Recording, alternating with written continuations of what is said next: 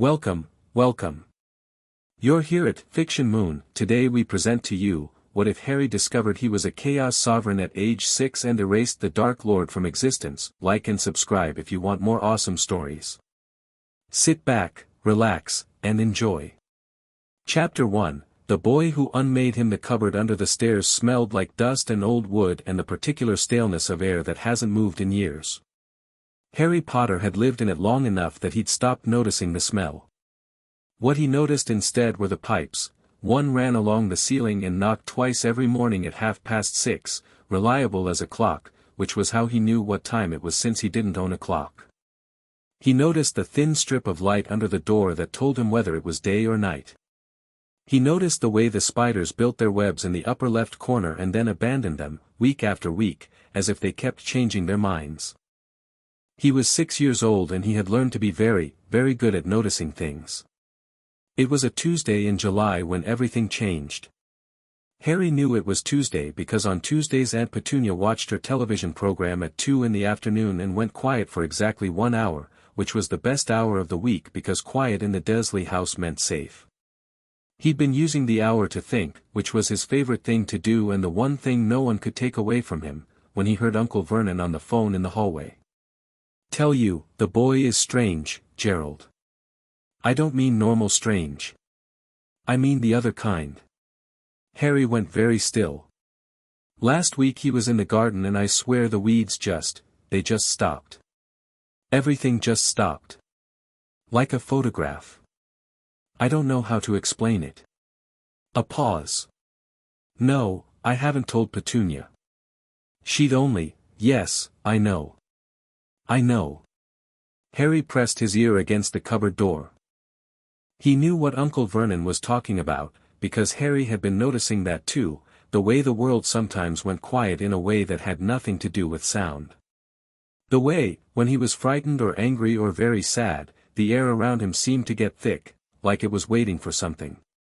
Like it was waiting for him. He didn't know what it was. He just knew it happened. Vernon's footsteps clomped away toward the kitchen. Harry sat back on his thin mattress and pulled his knees to his chest and thought about it the way he thought about everything, carefully, from the outside in, like peeling an orange. The thing was, it didn't scare him. That was the part he couldn't quite explain, even to himself. Most things in the Dursley house scared him: Vernon's temper, Dudley's fists, the particular look Petunia got when she was about to say something that would take a long time to recover from. But the thick quiet, the frozen world feeling, that felt like his. Like the cupboard was the Dursleys and the garden was the Dursleys and the hand-me-down clothes were the Dursleys, but this one thing, this strange invisible thing, that belonged to him. He fell asleep thinking about it. He dreamed about a snake made of green light, which wasn't unusual. He'd been dreaming about that snake since before he could remember. In the dream it was always the same: the snake came toward him fast and hungry and then it hit him and the world went white and he woke up with his hand pressed over the scar on his forehead. Tonight, though, the dream was different. Tonight, the snake came toward him and right before it hit, Harry felt that thick quiet feeling, stronger than it had ever been, enormous and vast and old, ancient in a way that had nothing to do with years, in a way that felt like the space between stars, like the pause before the first word of a language that no one had spoken in 10,000 years. He felt it fill him from his toes to the crown of his head. And when the green snake touched his scar, he reached out in the dream and took hold of it. Not with his hands. With something that didn't have a name yet. And he pulled. The snake came apart like smoke. Not destroyed, not burned or broken, just gone, the way a candle goes out, the way a word disappears from your tongue if you forget it mid-sentence. One moment it was there. The next it simply wasn't, and had the quality of something that had never been. The dream dissolved. Harry woke up. The cupboard was dark and the pipe overhead ticked twice. It wasn't 6:30, not yet. Still deep night. His heart was hammering. He pressed his hand to his forehead where the scar had lived his entire life, the lightning bolt that Petunia refused to explain and Vernon called a freak mark, and his fingers found smooth skin. Gone. He pressed harder. Both hands now, fingertips searching. Nothing. The scar was simply not there anymore, as if it had never been, the way the snake in the dream had never been. He could remember it, he could remember the raised ridge of it, the way it sometimes prickled in the cold, but there was no physical evidence left. Just his forehead, smooth and unmarked. He sat very still for a very long time. Then he did the thing he always did when something big happened, he filed it. Set it aside in the careful organized space in his head where he kept things that needed more information before he could understand them. He didn't panic. He didn't cry. He noticed, and he waited. He fell back asleep and didn't dream at all. In the morning, Aunt Petunia cracked the cupboard door and told him to get up and make breakfast, and he did, bacon and eggs and toast and a pot of tea, and he listened to Vernon and Dudley eat noisily and watched Petunia's sharp eyes move over his face twice without her saying anything. He wondered if she noticed. He thought probably she didn't. Petunia was good at not noticing things she didn't want to see. He ate his share quickly and washed the dishes and went into the back garden, and that's when he felt it. The world was different. Not in any way he could point to. The garden was the same overcrowded mess of Petunia's rose bushes and Vernon's badly maintained lawn furniture. The sky was the same overcast English gray. The neighbor's cat was still sitting on the fence judging everything. But there was a quality to the air that had changed, like a pressure that had been present so long he'd stopped feeling it, and now it was gone, and the absence of it was enormous. He sat on the back step and tried to understand what he was feeling. It was like, he searched for the right word, it was like when you've been holding your breath for a very long time and you finally let it out, except he hadn't been the one holding his breath. Something else had been. Something that had been coiled around the world like a hand around a throat, and now it was gone. The world was breathing. He didn't know what that meant yet. But he filed it. 3 days passed. On the 4th day, they came. Harry was in the front garden pulling weeds, Vernon's idea of an appropriate chore for a Tuesday afternoon, when a large tawny owl dropped out of a clear sky and landed on the gatepost 6 inches from his hand. It was carrying a letter sealed with purple wax. It looked at him with enormous amber eyes that communicated, very clearly, that this owl had places to be and was waiting. Harry had never received a letter in his life. He looked at it for a moment, then took it. The owl ruffled its feathers with what seemed like approval and launched itself back into the sky. Harry looked at the envelope. It was addressed in green ink, in a handwriting that was very slightly too neat to be human, the loops too perfect, the spacing too exact. Mr. H. Potter, The Cupboard Under the Stairs, 4, Privet Drive, Little Whinging, Surrey. He stared at it for a long time. The cupboard under the stairs. He felt something hot move through his chest. Not embarrassment. Not the shame Petunia seemed to want him to feel about the cupboard. More like, indignation. Whoever had written this letter had known exactly where he lived and exactly where they'd made him sleep, and they'd written it down anyway, and something about that felt like evidence he'd been collecting for 6 years without knowing what case he was building. He put the letter in his pocket before Vernon could see it. That night, with the thin strip of light showing dark under the door and the pipe overhead ticking toward midnight, he opened it. Dear Mr. Potter, my name is Albus Dumbledore. I am the headmaster of Hogwarts School of Witchcraft and Wizardry, and I am writing to you because something significant has occurred in the magical world and it concerns you directly. I hope you will forgive the intrusion, and I hope, also, that this letter does not come as too great a shock. You are, as you may have begun to suspect, a wizard. Harry read the rest of the letter twice.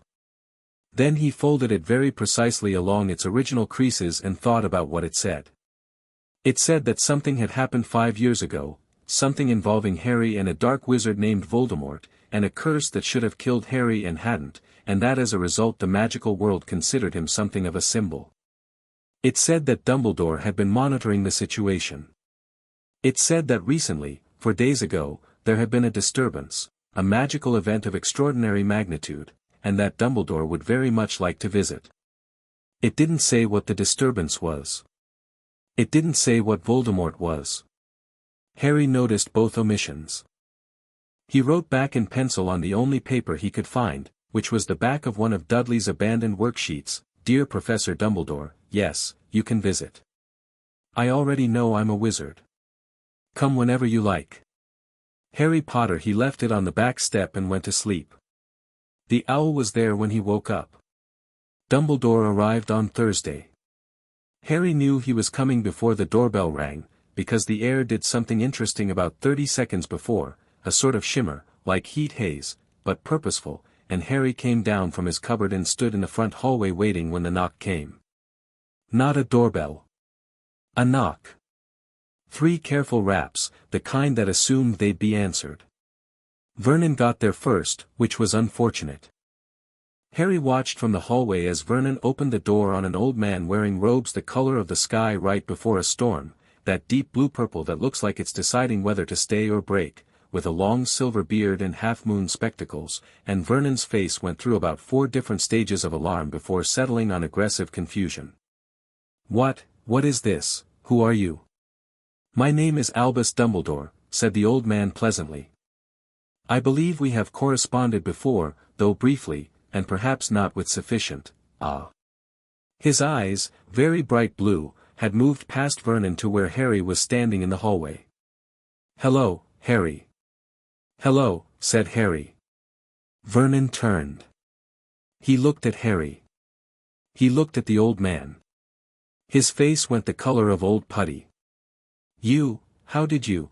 I told Petunia this would happen, this sort of thing, Mr. Dursley, said Dumbledore, and something in his voice made Vernon stop talking. Not magic, exactly. Just authority. The quiet kind. I wonder if we might have a few minutes with Harry. In private would be preferable, but, you are not taking my nephew anywhere with, the garden would be fine, said Harry. Everyone looked at him again. Dumbledore's eyes crinkled at the corners. Vernon's face went through another 3 stages of alarm. And Harry walked past his uncle, past the old wizard, and out the front door to the garden gate, because the conversation was clearly going to happen in the garden and there was no reason to let Vernon decide that. He heard the old man follow him, footsteps unhurried on the front path. The gate clicked shut behind them. The tawny owl from 3 days ago was sitting on the gatepost again. Harry had started thinking of it as Dumbledore's, though he supposed that hadn't been confirmed. It watched them both with its amber eyes. You're not surprised, said Dumbledore. He said it not accusingly, and not with wonder, but with something careful, the tone of a man updating a calculation in real time. Should I be? Said Harry. Most children would be. Dumbledore settled himself on the garden wall with the ease of a man who sat on garden walls regularly. I've been doing this a long time. The first meeting is usually, there are tears, sometimes. Excitement. Fear. Confusion. I already knew I could do things, Harry said. I didn't know there was a word for it. There are many words for it, as it turns out. The old man was studying him with those very blue eyes, and Harry studied back, because that seemed fair. You know why I'm here. You felt what I did 4 days ago. The entire magical world felt what you did 4 days ago, Harry. Dumbledore's voice was even. The monitoring enchantments at the Ministry of Magic registered what they described as a Class 7 magical event. There has not been a Class 7 in recorded history. The classifications only go to Class 6. He paused. The last Class 6 was Merlin. Harry considered this. What happened when Merlin did his thing? The continent of Europe was rearranged somewhat, said Dumbledore. Several kingdoms rose and fell. Magic became something that could be systematically taught rather than purely inherited. A pause. He also moved a mountain. Accidentally. I just pulled a thread, Harry said. I didn't move anything. Dumbledore was quiet for a moment. A bee meandered through Petunia's roses. The neighbor's cat watched it from the fence. The thread you pulled, said Dumbledore carefully, was the thread of a man's existence. I know. Another careful pause. You understand what that means?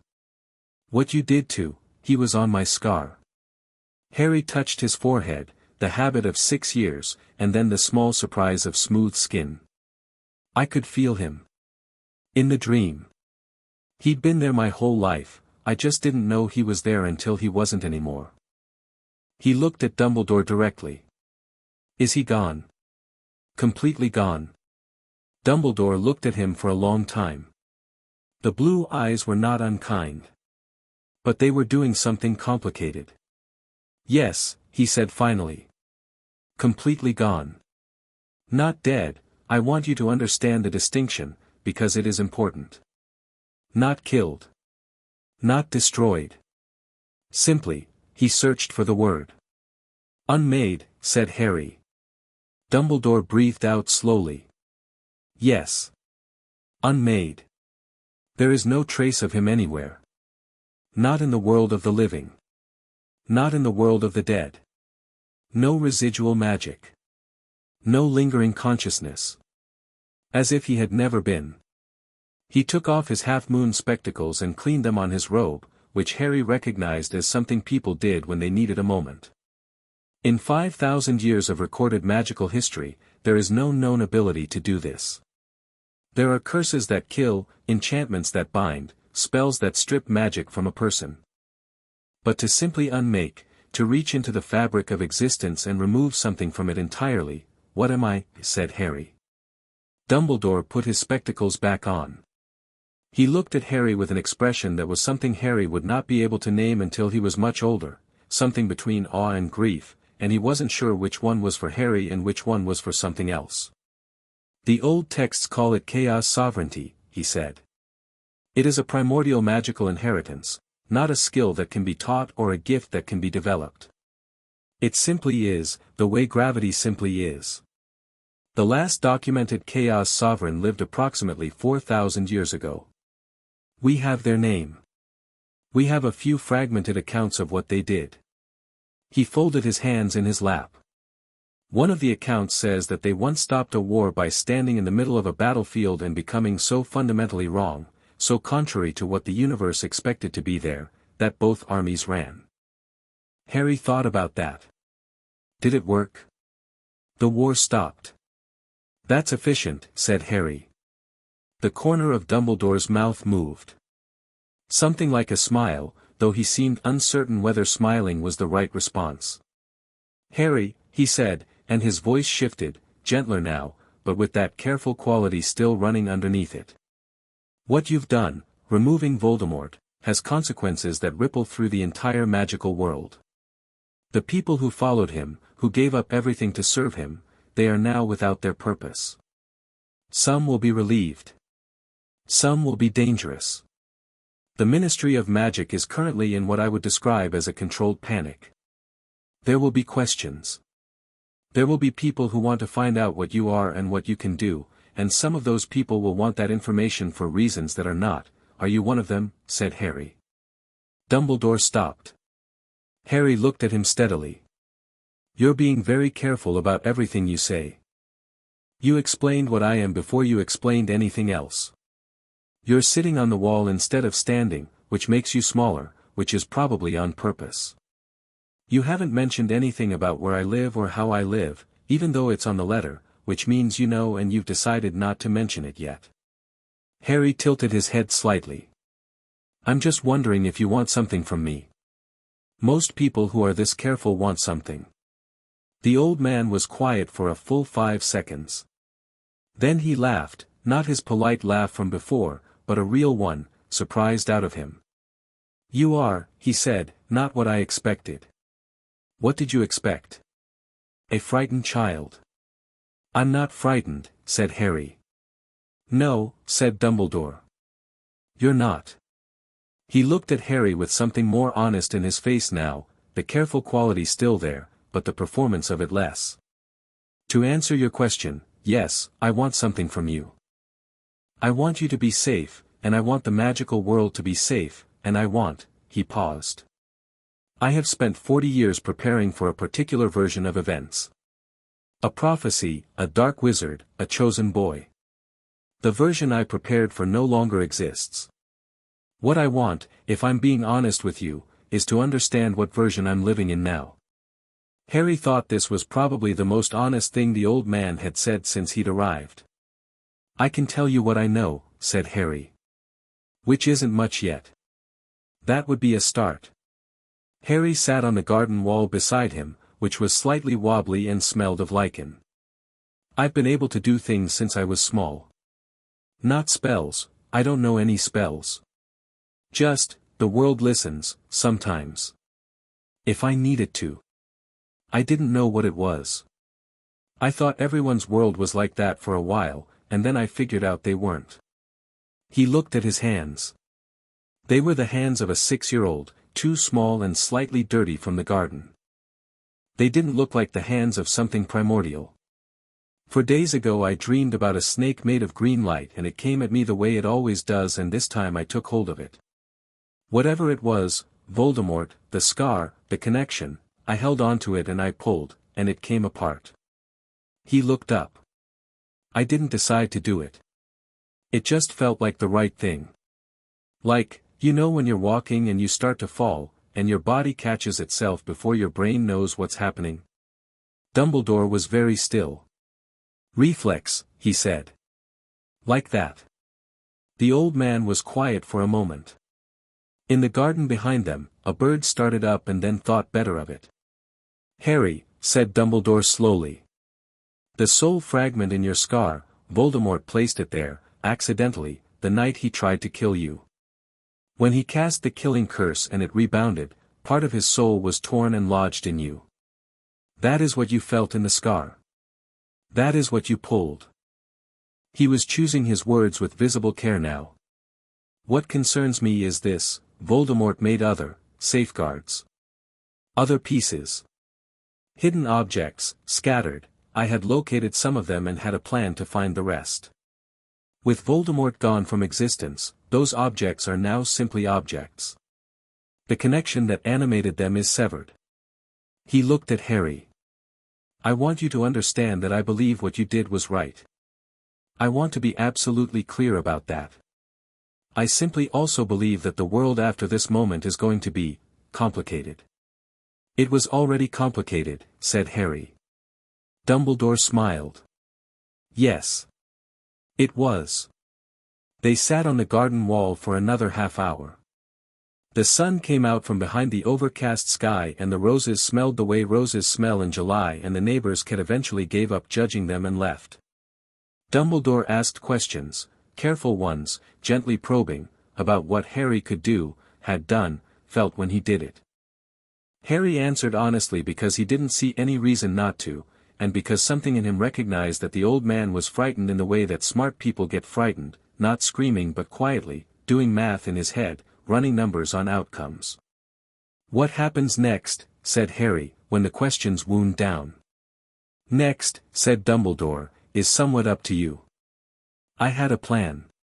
The plan involved waiting several years, allowing you a childhood, bringing you into the magical world at age 11 in the company of other children, letting you discover yourself gradually.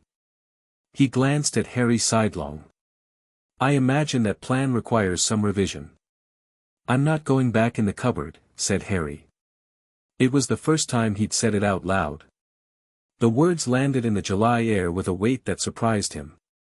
Dumbledore looked at the house. His face did something briefly, something controlled very quickly. No, he said. I don't believe you are. Was that always part of the plan? Leaving me here? It was a precaution. The blood magic, the protection of your mother's sacrifice, it was safer here than anywhere else. Or so I believed. For who? Said Harry. Dumbledore didn't answer immediately. And Harry, who was very good at noticing things, noticed that the answer the old man didn't give was probably for the magical world, and not for Harry, and that Dumbledore knew he knew. I made choices, said Dumbledore quietly, that I believed were right. I still believe some of them were. Others, he stopped. I owe you a more complete accounting of them than a garden wall conversation allows. I want you to know that. Okay, said Harry. Okay. I'll remember you said that. Dumbledore looked at him again with that expression, the au-grief one, and nodded once, very slightly, as if something had been agreed upon that was bigger than either of them had quite said. He stood, adjusting his robes. I have a great deal of work to do in the next few days. The Ministry. The Death Eaters, Voldemort's former followers who may attempt to regroup in the absence of their master. There are a number of things that require immediate attention. I know, said Harry. I've been thinking about Azkaban. Dumbledore turned. Azkaban? There's someone in there who shouldn't be, said Harry. Sirius Black. He paused, because the information had come to him in the way information sometimes came to him now, arriving whole and certain. He was my father's friend. He's innocent. The old man went very still. How do you know about Sirius Black? I just know, said Harry. The same way I knew about the scar. The same way I knew about a lot of things that I'm still figuring out. He looked at Dumbledore steadily. He shouldn't be there. The Dementors are making him. He stopped, because the word that came to him was dissolve, and that word was bad enough that he didn't want to say it out loud. He needs to come out. Harry, Sirius Black is, the evidence at the time was overwhelming. The trial was, well, there wasn't a trial, which is, Dumbledore rubbed his eyes under his spectacles. This is a separate matter requiring separate attention, okay, said Harry. I'll go get him myself. Dead silence. Harry. He's been in there for 3 years, said Harry. He wasn't angry. He was just clear, the way he was clear about most things. 3 years for something he didn't do, because nobody checked properly. I know where it is. I know what the Dementors are. You are 6 years old. I know. The Dementors are, Harry, they are among the most psychologically destructive creatures in the magical world. Even experienced aurors, trained combat wizards, find them difficult to withstand. They feed on happiness, on hope, and what they leave behind is, I know what they leave behind, said Harry quietly. Dumbledore stopped. Harry looked at his hands again. The two small, slightly dirty hands. I've been living with people who don't like me very much for my whole life, he said.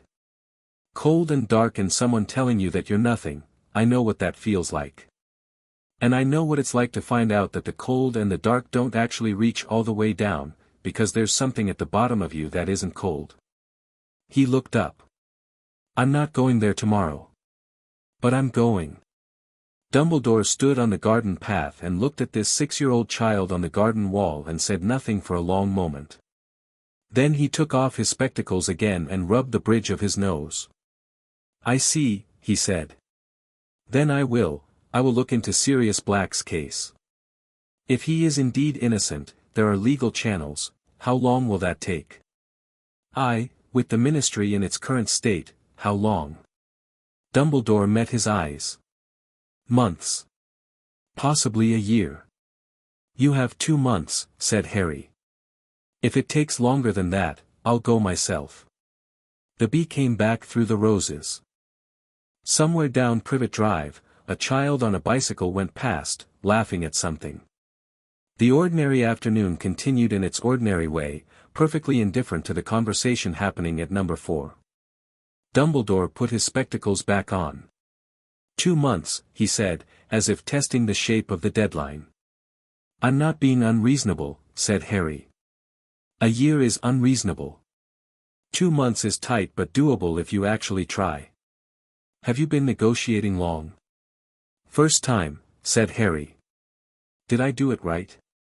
Dumbledore laughed again, that real, surprised laugh. Reasonably well, he said. For a first attempt.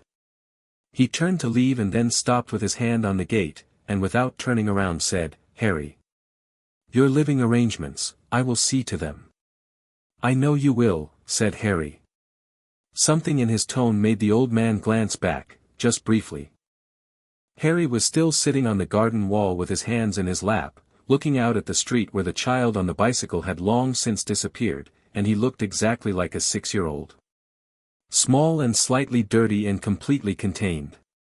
"What are you thinking?" said Dumbledore, and it came out sounding like he genuinely wanted to know. Harry thought about the snake made of green light. He thought about the thick quiet feeling and the way the world had started breathing 4 days ago. He thought about the scar that wasn't there anymore and the man who had put it there. "I'm thinking," he said, "that I need to learn more about what I am." Dumbledore nodded slowly. "Yes. I expect you do." He opened the gate. The hinges made their usual squeak. "I'll be in touch, Harry. More frequently than I should have been." "That's a start," said Harry. The old man walked down Privet Drive and did not look back, and about halfway down the street he simply wasn't there anymore, in the way that Harry had decided things weren't there when he chose to remove them, except that this was clearly just the old man being theatrical, and Harry found he didn't mind that particularly. He sat on the garden wall until the sun moved and the roses closed and the light went the deep amber of early evening. His scar was gone. The man who'd put it there was gone. The world was breathing again, complicated and enormous, full of people like Sirius Black sitting in prisons they didn't deserve and people like Dumbledore making careful plans and people he hadn't met yet who were going to be important. He felt the thick quiet feeling settle around him like something that was learning to be comfortable with its own size. Harry Potter slid off the garden wall, straightened Dudley's too big shirt, and went inside to start dinner. The magical world could wait until he was ready.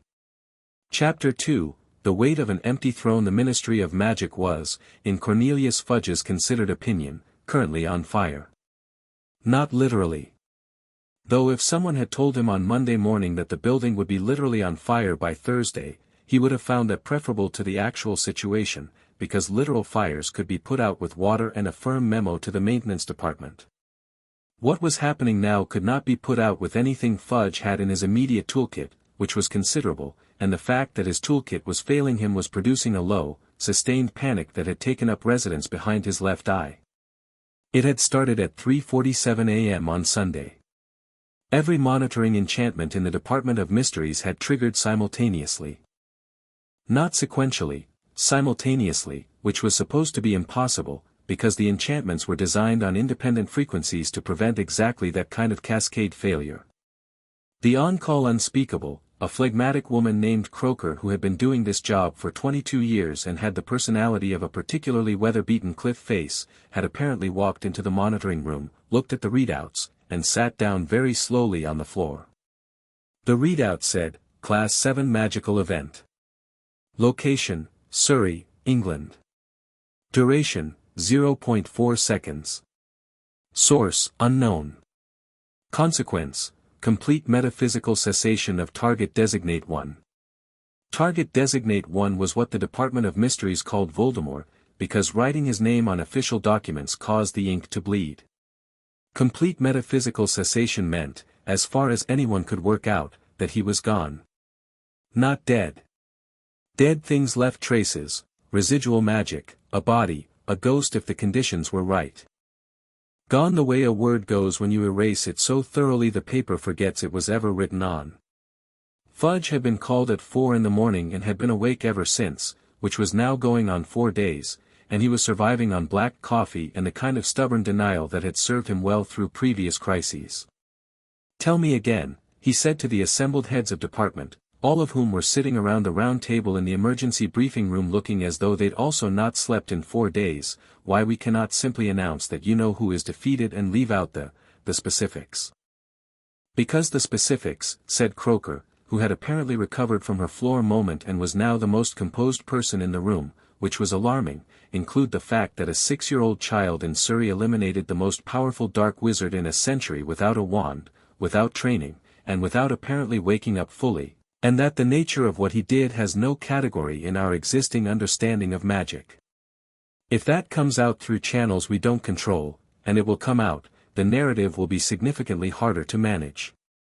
A 6-year-old, said the head of magical law enforcement, Amelia Bones, who had the quality of a woman who dealt in facts and found the current facts deeply objectionable.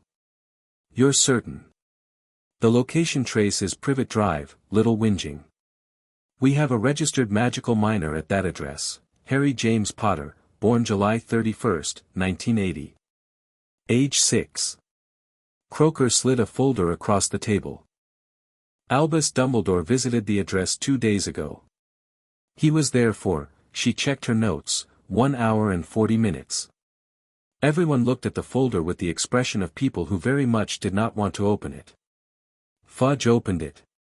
He looked at the monitoring readout, which was 3 pages of numbers that meant things he only partly understood, and then at the photograph of the house, perfectly ordinary semi-detached on a perfectly ordinary street, and then at the single line at the bottom of the summary that read Chaos Sovereignty, Classification Primordial, Tier Unranked.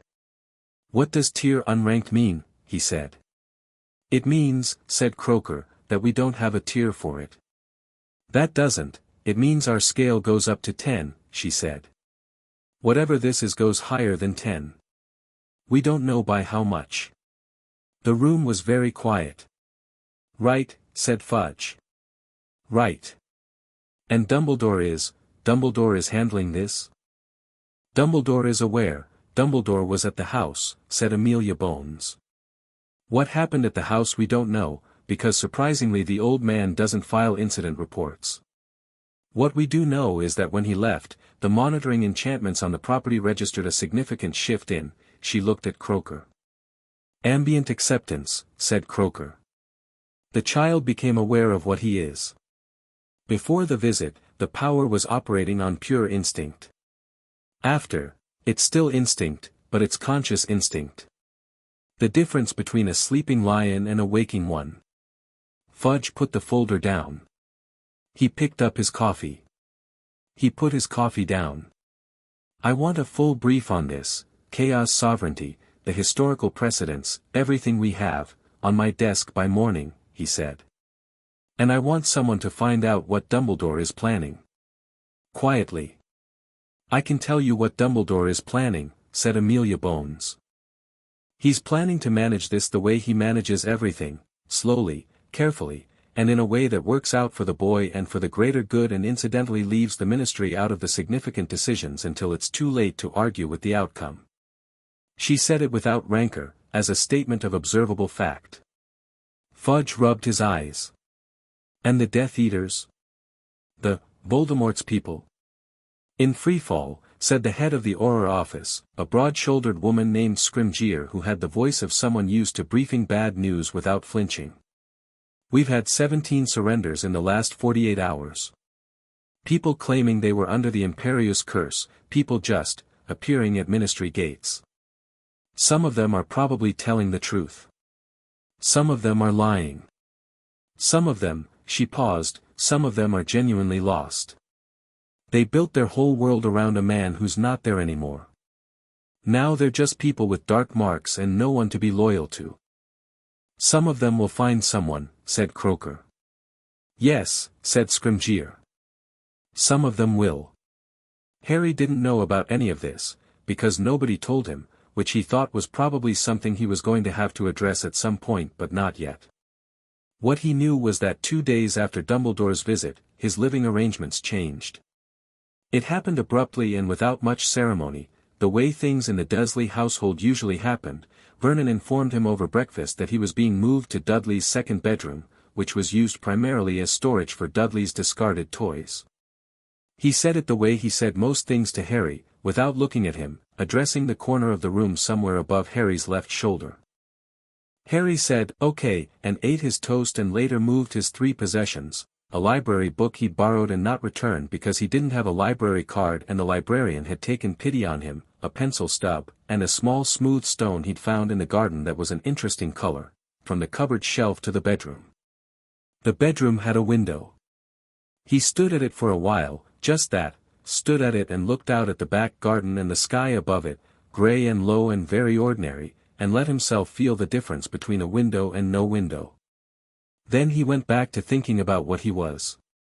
Dumbledore had called it Chaos Sovereignty, but the old man's explanation had been careful in the way that explanations are careful when the person giving them doesn't fully understand what they're explaining.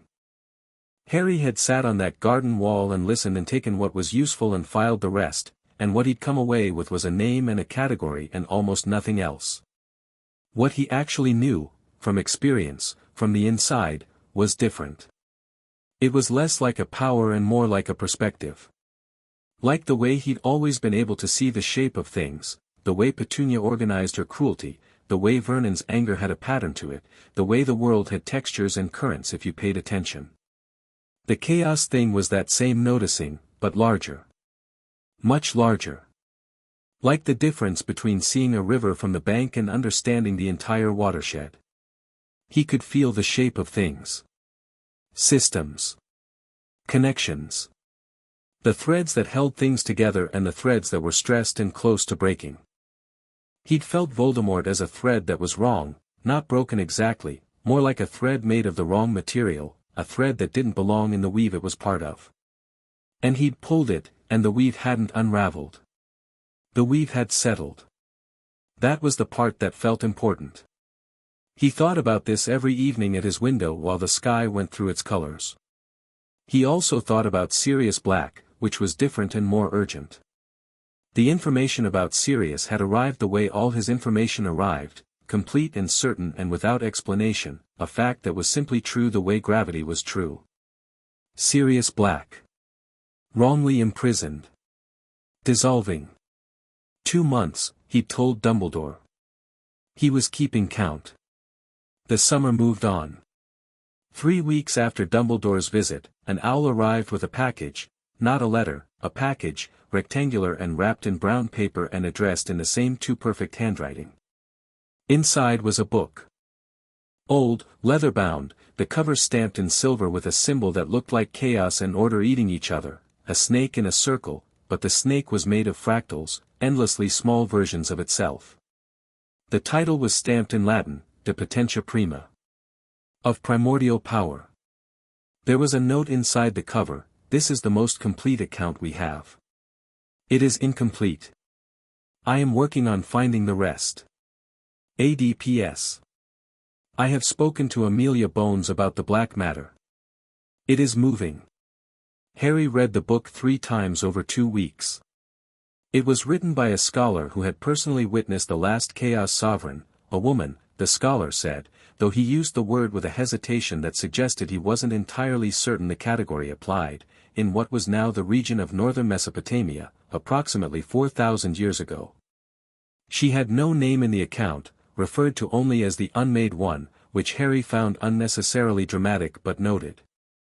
What the scholar described was not the performance of magic. It was the undoing of it. The Unmade One didn't cast spells. She walked through battlefields and the weapons fell apart. She stood in front of floods and the water found other ways to go. She sat with dying people and the disease didn't cure, it simply ceased to have the argument it had been having with the body. The scholar was frightened of her, which came through clearly in every paragraph, the way fear comes through in writing when the writer is trying very hard to be objective.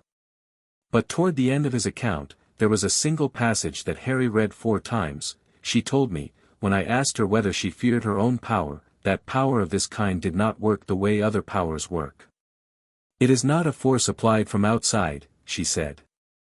It is recognition. When I unmake something, I am not destroying it. I am showing it that it was never what it thought it was. The flood did not stop. It became water again. The disease did not stop. It became chemistry again. The man who wished to conquer everything, I did not remove him. I showed him that there was nothing to conquer, and he had nowhere to be. I asked her what that felt like. She looked at me for a long time, and then she said, like breathing. Harry closed the book. Like breathing. That was exactly it. He didn't know how he'd spent 6 years not having the word for it. He put the book under his pillow and lay on his back staring at the ceiling of Dudley's second bedroom with its faded glow-in-the-dark stars and thought about the flood that became water again, and about Sirius Black in Azkaban dissolving under the Dementor's attention, and about how long 2 months actually was. Dumbledore came back at the 6-week mark, unannounced, on a Wednesday. Harry was in the kitchen making lunch. The Dursleys had gone to some cousin's garden party, Dudley's excited protests about missing it audible from the street until their car turned the corner, and he heard the careful 3 knock on the front door and thought that's interesting, because he'd read the pattern of those knocks and they were slightly less controlled than last time. He opened the door. Dumbledore was standing on the step in green robes today, quieter in color, and his silver beard was slightly less tidy than before in a way that might have been coincidence or might have been the last 6 weeks. "Come in," said Harry. "Thank you," said Dumbledore. It was the first time the old man had been inside the house. Harry watched him take it in, the pristine Muggle normalcy of it, the family photographs on the wall in which Harry did not appear, the cupboard door under the stairs with its small lock. Dumbledore looked at the cupboard door for 1 second, very precisely 1 second, and then looked away. Harry had made sandwiches. He put one in front of Dumbledore and sat across from him at the kitchen table with his own, and waited. "Sirius Black," said Dumbledore. "Yes," said Harry. "Amelia Bones has been thorough," said Dumbledore. He accepted a sandwich with the air of a man who hadn't eaten recently and was pretending he wasn't hungry. The case against him was built on circumstantial evidence and the testimony of Peter Pettigrew, who, he stopped.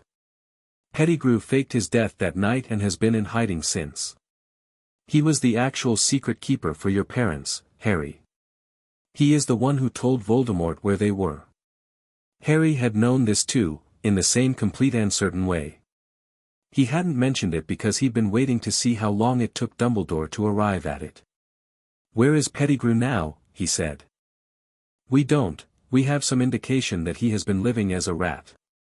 A magical animagus transformation sustained for 5 years, approximately." Dumbledore ate some of his sandwich. "He is frightened, which makes him difficult to locate. With Voldemort gone, he has lost his motivation to surface." "He'll need to surface for the trial," said Harry. "Yes. And we are working on that. In the meantime, the preliminary review of Sirius Black's case has been completed." Dumbledore set down his sandwich. "There was no trial. None whatsoever. He was sent directly to Azkaban on the strength of the evidence at the scene and Pettigrew's testimony, without any hearing before the Wizengamot. That alone is sufficient grounds for a provisional release pending full review. Amelia Bones has signed the order." Harry looked at him. "When?" That is what I am here to discuss." Dumbledore folded his hands on the table. "The formal release will take approximately 2 more weeks to process through the necessary." "He doesn't have 2 more weeks," said Harry. "Harry, you said Amelia Bones signed the order," said Harry. "The order exists. Sirius Black should be out of Azkaban the same day the order is signed. The Ministry has processes. The Ministry has had 5 years to notice that a man was imprisoned without a trial," said Harry. "Their processes are part of the problem." Dumbledore was quiet for a moment. Outside, a car went past. The kitchen was very clean, very normal, the yellow curtains moving slightly in the draft from the window above the sink. "You're right," said Dumbledore. It came out simply, without qualification. Harry had expected to need more argument. He regrouped slightly. "So, I mean that you are right, and I will speak to Amelia today, and if the order cannot be executed within 48 hours I will go to Azkaban myself and execute it personally." The old man's voice was even. "I am trying, Harry. I want you to know that. I'm also trying to do things in a way that establishes precedent, that makes Black's release official and legally unchallengeable, because if we simply remove him, his freedom is always contestable. I want his freedom to be real." Harry looked at him for a moment. Then he nodded. 48 hours. 48 hours, said Dumbledore. They ate their sandwiches. After a while, Dumbledore said, "The Ministry wants to meet you." "I know," said Harry. The Minister is not a bad man. He is a frightened one, which is sometimes more difficult. What you did has rearranged the political landscape considerably. There are people who see you as a savior. There are people who see you as a liability. There are people who see you as a resource." He looked at Harry directly over the half-moon spectacles. "I want you to be aware of these categories so that you can, so I can what?" said Harry. Navigate them. I'm not interested in navigating them, said Harry. I'm not interested in being a savior or a liability or a resource. I'm interested in things being less wrong than they are. He pushed his plate aside. What happened to the Death Eaters? Dumbledore blinked at the subject change. As I mentioned, in freefall. Most of the inner circle has either surrendered or disappeared. The Malfoys have claimed coercion and are currently under house arrest pending investigation. The Lestranges, Bellatrix, Rodolphius, and Rabastin, are still in Azkaban, where they were sent after the last war. He paused. Some of the outer circle, people who supported Voldemort's ideology without actively serving him, have simply gone quiet. Waiting to see what the new shape of things is. And Aldrich not, said Harry. Dumbledore's hand stilled on the table. A very small movement, but Harry caught it. Where did you? Is he one of the ones who's gone quiet? Yes, said Dumbledore, carefully. He was never a confirmed Death Eater, no dark mark was found, though. He's not waiting to see what the new shape of things is, said Harry. He's deciding what shape he wants them to be. The kitchen was quiet. You know this the way you knew about Sirius, said Dumbledore. Not a question. Yes. And what shape does not want? The old one, said Harry. Just with him on top instead. He stood up and took his plate to the sink. He's gathering people. The ones who are lost, the ones who built their identity around Voldemort and don't know what to be without that. He's giving them a new story to be part of. He ran the tap and rinsed his plate with the methodical care of someone who'd done dishes his whole life. He's smart. He's not moving fast. He's going to be patient about it for a long time. Harry. Dumbledore's voice was measured. This is actionable intelligence. If what you're describing is accurate, it's accurate. Then the Ministry needs to know. Amelia Bones needs to know. Then tell her, said Harry simply. He turned off the tap. I'm 6. She's not going to take it from me directly. She might if, tell her, said Harry again. Tell her I said it and that she should look into the Knot estate and the communications between about 12 families in the last 3 weeks. Tell her the money is moving. He looked at Dumbledore. She'll find it. She seems like someone who finds things when she looks. Dumbledore looked at him with that expression again, the Augrif one, and nodded. Yes, he said. She is. He left 20 minutes later, with the promise of 48 hours sitting between them like something signed and sealed. 31 hours after Dumbledore left the kitchen at Privet Drive, a letter arrived that was not from Dumbledore. It was short, written in the cramped handwriting of someone who had not written much in years, whose hand had forgotten the ordinary mechanics of pen on paper. The letters were uneven, some too large, some barely formed, like a person writing in poor light or with shaking hands. Or both. To Harry Potter, Dumbledore says you know me. He says you asked for me to be let out. I don't know why you do that for someone you don't know. I don't know much of anything right now if I'm being honest. But thank you. Sirius Black. Harry read it twice. Then he went to the window and looked out at the back garden where the evening was coming in low and grey, and felt something in his chest that was warm and somewhat overwhelming and that he identified, after a moment, as the feeling of someone being real. Not a fact.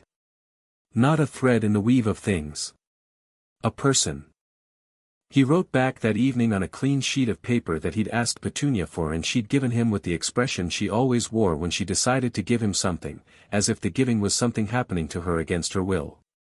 Dear Sirius, I know about you the same way I know about most things, it just arrives. I knew you were innocent. I knew you'd been there too long. I also know it's going to take a while before things that happen to you stop happening to you, even if you're out now. That's okay. You don't have to be fine. I'm Harry. I'm 6 and I live in Surrey and I made the Dark Lord stop existing 4 days before I turned 7, which is either very impressive or very weird depending on how you look at it. Probably both. I'd like to meet you when you're ready. Harry Potter. He paused, and then added at the bottom, the Dementors are wrong. That's the next thing I'm going to address. He sent it with the tawny owl that had started living on the back garden fence with the air of something that had been assigned a post. The 48 hours passed. No further letter from Dumbledore. On the third day, an owl arrived from Dumbledore, brief, apologetic, full of words like procedural complications and fudge requires consultation and working to expedite, and Harry read it once and set it down and looked at the wall. Then he got up and found an atlas in Dudley's abandoned schoolbooks and looked up Scotland. He spent 2 days learning what he could about Azkaban, the island, the fortress, the Dementors and their nature, the way they functioned as prison guards because they fed on the prisoners and needed no other motivation. He learned it partly from De Potentia Prima, which had a section on creatures that existed at the intersection of magic and consciousness, and partly from a magical history book that had arrived in the same package as the Latin text, and partly from that internal knowing that was simply always there, updating itself. The Dementors were not evil the way a person was evil. They were, the scholar in the old book had described something like this, creatures of pure consumption, feeding on joy and hope the way plants fed on light, not because they chose to but because that was what they were. They had no personality. No intention. Just appetite. Harry thought about the flood that became water again. He thought, a Dementor is not what it thinks it is either. On the 5th day after Dumbledore's broken promise, he wrote a single sentence to the old man, I'm going to Azkaban tomorrow. You can come if you want. The response arrived within the hour, breathless with urgency and alarm, Harry, absolutely do not. I will be at Privet Drive first thing tomorrow morning. Please wait. Harry waited. Dumbledore arrived at 7 a.m. looking like a man who had not slept, which was becoming a pattern. He was in grey robes and his silver hair was less than perfect and he had the expression of someone who had spent the night losing an argument with himself. You're really going, he said, at the front gate. Yes, said Harry. Then I'm coming with you, said Dumbledore. I know, said Harry. They went together, by Portkey, which was the first time Harry had travelled by Portkey and was deeply unpleasant, a boot from Dumbledore's pocket, activated with a word, and then the horrible sensation of being turned inside out through the navel, and arrived on the cliff road that looked out over the grey sea at the fortress rising from the rocks, black against the low sky. The cold hit immediately. Not just temperature. The other kind. Harry had known it would feel like this. But knowing and feeling were different, and he spent a moment just standing on the cliff path letting his body register it, the Dementor cold, the hope-eating darkness that wasn't darkness exactly but was the idea of darkness, the profound grey absence that the creatures projected around themselves. He felt it reach for him, probing, the way cold water finds the gaps in clothing. He felt it find nothing to grip. Not because he was defended against it. Not because he had a charm or a shield. But because the thing the Dementors consumed was hope and joy, and what Harry had at his core was not hope, it was something older than hope. Hope was future-facing. This was something different. This was the certainty of now, the simple presence of being entirely, completely himself, and the Dementors had nothing to feed on from that. He breathed out. Harry.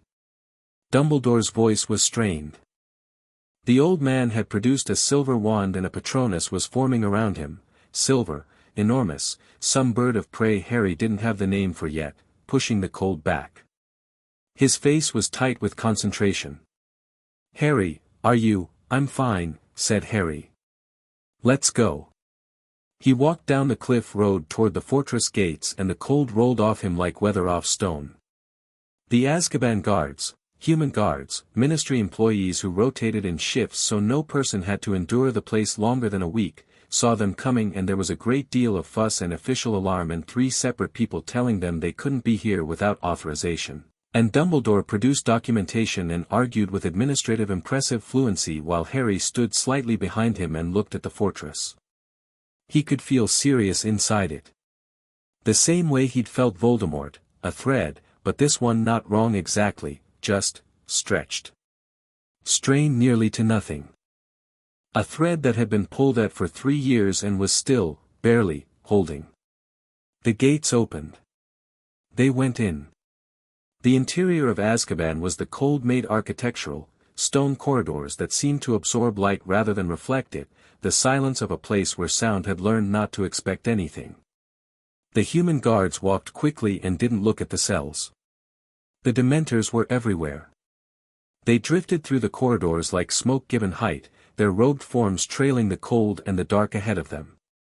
As Harry walked, the nearest ones turned, not with eyes, they had no eyes that he could see, just the hooded faces and the cold, and oriented on him the way things orient on a sound. He stopped. One Dementor floated to within 3 feet of him and stopped there, and the corridor went dark and cold and absolutely still, and Dumbledore's Patronus blazed brighter and the old man said Harry in a voice that was trying to be calm and not fully managing it.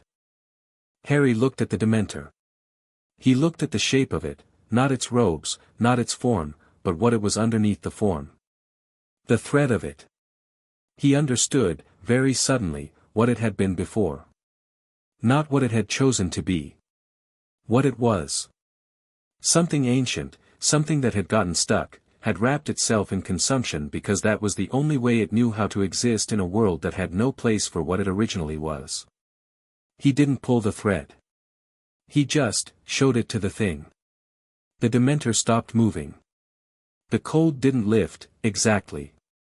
It changed. Like a minor chord resolving. Like pressure equalizing. The corridor was still cold, but it was the cold of stone and sea now, not the other kind. The Dementor drifted back. Not fleeing.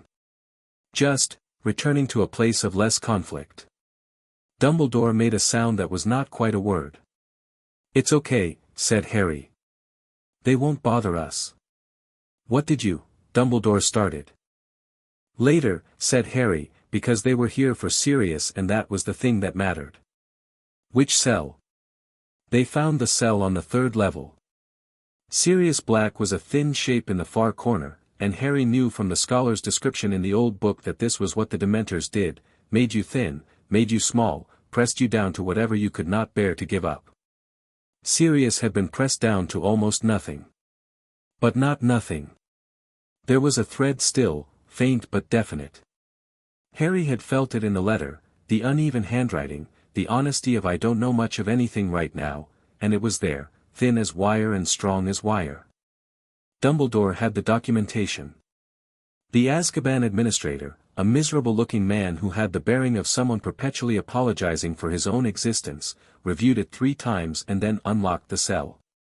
Sirius Black looked up. Harry took him in honestly, without flinching. He was young, probably, under the wreckage. Dark hair, gray eyes that had the dull quality of eyes that have been doing maintenance level existing for years, a face that would have been handsome before and was still structured for it, just haunted. He looked at Dumbledore first, a complicated look, something between relief and old anger, and then his eyes moved to Harry. He stared. "You're small," he said. His voice was rough from disuse. "I'm 6, said Harry. "Right." A pause. "You look like James." "Around the eyes." "People keep saying that," said Harry, though no one had said it to him in his memory. He knew it the way he knew other things. "You knew my father." "Best friend," said Sirius. The past tense of it was very quiet in the word. I know," said Harry. Sirius looked at him for a long moment with those grey wrecked eyes. Then he looked at the cell, the stone walls, the thin bedding, the window that gave a view of exactly more stone, and back at Harry. "You actually came here," he said. They told me someone was coming to get me out, but I thought," he stopped. "I thought it would be more official somehow." "It is official," said Dumbledore. "The order is signed. You're free." Sirius seemed to be testing whether he believed that. Harry watched him do it, watched the grey eyes move through something and come out on the other side of it, not yet trusting but willing to try. He stood up. He was unsteady. 3 years of Dementor cold makes the body reluctant, and he caught the cell wall with one hand, and Harry moved forward and put his shoulder against Sirius's side, which meant most of his shoulder was below Sirius's ribs because Harry was genuinely very small, but the intent was there. Sirius looked down at him. "Yeah," he said, and his voice had something different in it. "Not better yet. But reaching. Okay. Let's go then." They walked out of Azkaban. Harry walked between Sirius and the corridor walls, and the Dementors parted, and the cold moved back, and behind them the gates of the fortress closed with a sound like a chapter ending. On the cliff road, the wind came off the sea smelling of salt and distance. Sirius stood with his face turned into it and breathed, and Harry stood next to him and didn't say anything, because some things didn't need words and this was one of them. After a while, Sirius looked down at him. "What are you, exactly?" he said. "Not afraid. Just genuinely curious, the way someone asks a question when they've stopped caring about sounding ignorant." "I'm working on the full answer to that," said Harry. "But the short version is that I'm the thing that comes before everything else." Sirius looked at the sea.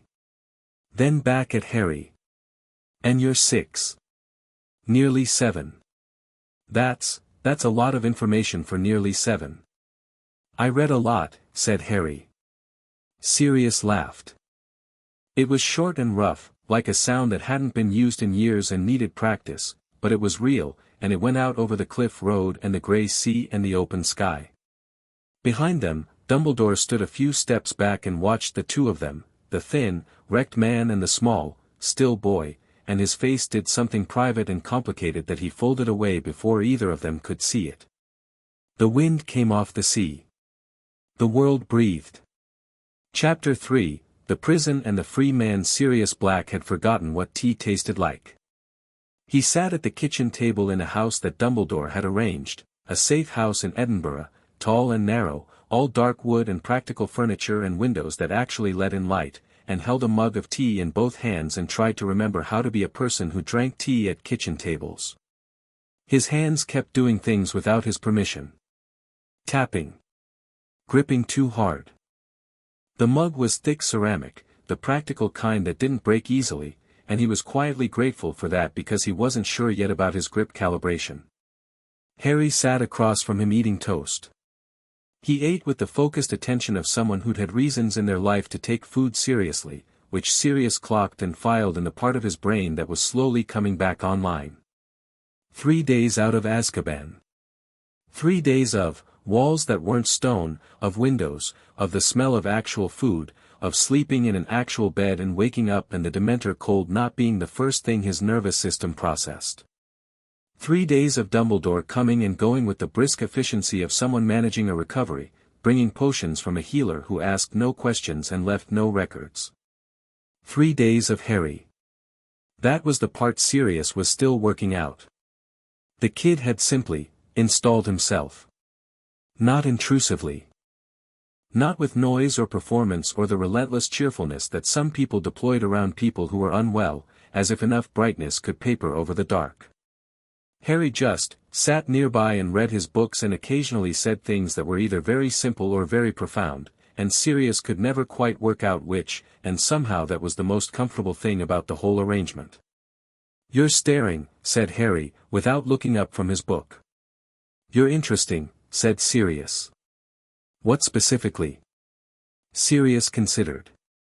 "The way you eat toast like it's a task you want to do correctly." Harry looked at the toast. Then at Sirius. "I got rationed growing up," he said. "Desley's. Not a lot of food if I'd done something they didn't like."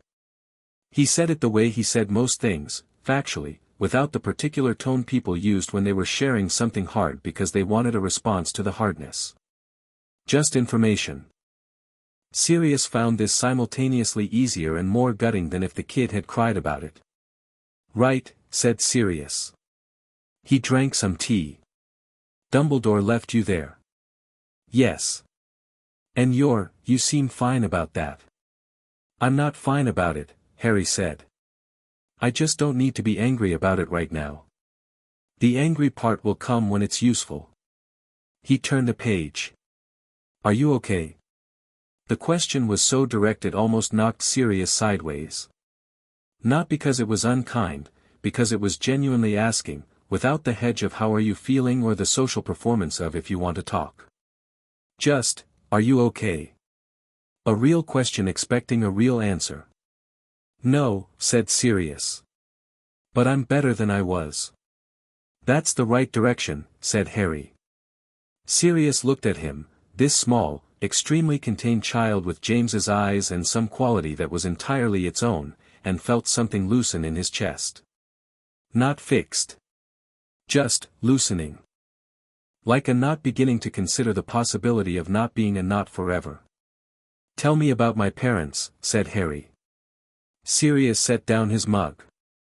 He'd known the question was coming, had been waiting for it, actually, had been sorting through 12 years of memory trying to find the version that was appropriate for a nearly 7-year-old and then realizing that Harry was probably not a nearly 7-year-old in any meaningful sense except the literal one. What do you want to know? He said. Everything you want to tell me, said Harry. In whatever order it comes. So Sirius told him. Haltingly at first, because the words were unpracticed and the memories had been the only things the Dementors couldn't fully reach, the deep ones, the brightest ones, and speaking them aloud felt like bringing something out of protective storage. James Potter, who was stupidly brave and genuinely kind and had a laugh that was larger than rooms expected. Lily Evans, who had been sharper than anyone and warmer than anyone, which was a combination that shouldn't work but absolutely did. The two of them together, which Sirius had watched happen at the infuriating pace of people who were inevitable but slow about admitting it. Harry listened the way he listened to everything, completely, without interruption, with those James eyes fixed somewhere in the middle distance, processing. When Sirius stopped talking, which was sometime around mid-morning, the light had shifted and the tea was cold and Harry sat with his book closed in his hands and was quiet for a moment. They sound like people I'd have liked, he said. Yeah, said Sirius. His voice was rough again. They were. Then I'm glad you told me, Harry said, and went back to his book, and Sirius sat with his cold tea and the loosened knot in his chest and felt, against most reasonable expectations, something adjacent to all right. Dumbledore came that afternoon with a woman Harry hadn't met yet. She was broad-shouldered and brisk, grey-streaked hair cut practically short, with dark eyes behind square spectacles that had the quality of looking at things directly because she'd long since stopped seeing the point of looking at things any other way. She wore ministry robes with the kind of bearing that said she'd earned the right to complain about ministry robes but had decided not to bother. Amelia Bones. Harry knew her before Dumbledore said her name. She looked at Harry the way people looked at things they found genuinely puzzling, not dismissively, not with the performance of patience some adults deployed around children, but with the honest curiosity of a woman whose entire career was about understanding things accurately. Harry Potter, she said. Amelia Bones, said Harry. Her eyebrow moved slightly upward. You know who I am. I know a lot of things, said Harry. Do you want tea? Sirius made a pot. She looked at Dumbledore. Dumbledore had his hands folded and the expression of a man who had made peace with being surprised on a regular basis. She looked back at Harry. Yes, she said. Thank you. They sat at the kitchen table, Harry, Dumbledore, Amelia Bones, and Sirius, who had positioned himself against the counter with his arms crossed, which was his default posture when there were ministry officials present, understandably. The tea was poured and the social mechanics were handled, and then Amelia Bones opened a folder she'd brought and set it on the table. I want to talk about Aldrich Knott, she said. Good, said Harry. She looked at him over her spectacles. Dumbledore says the initial intelligence came from you. Yes. Can you tell me how? Not in a way that would make sense in legal terms, said Harry.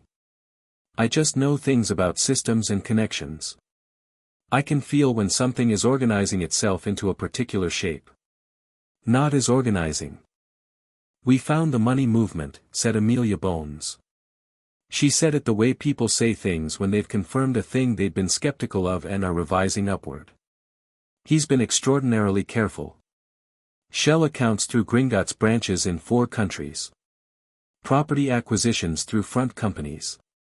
3 estates in Wiltshire now controlled by proxies that trace back to the Knott family through enough layers that it took our financial investigators, she glanced at her notes, 2 days and considerable language to untangle. What's the property for? Said Sirius from the counter. That's what we're working out. She turned a page. The estates have something in common. Each of them has a pre-existing magical ward system going back centuries. Old wards, the kind that predate ministry regulation, that don't appear on any official register. She looked at Harry. The kind that could house a significant number of people without triggering detection. He's building a compound, said Harry. He's building compounds, she said. Plural. Sirius made a sound that was not a polite sound. The problem, said Amelia Bones, setting her pen down and looking at all of them with the direct eyes, is that purchasing property is not illegal. Moving money through Gringotts is not illegal.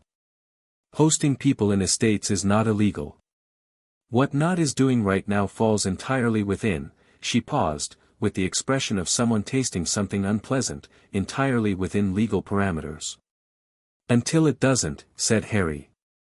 Until it doesn't, she agreed. At which point people may already be hurt.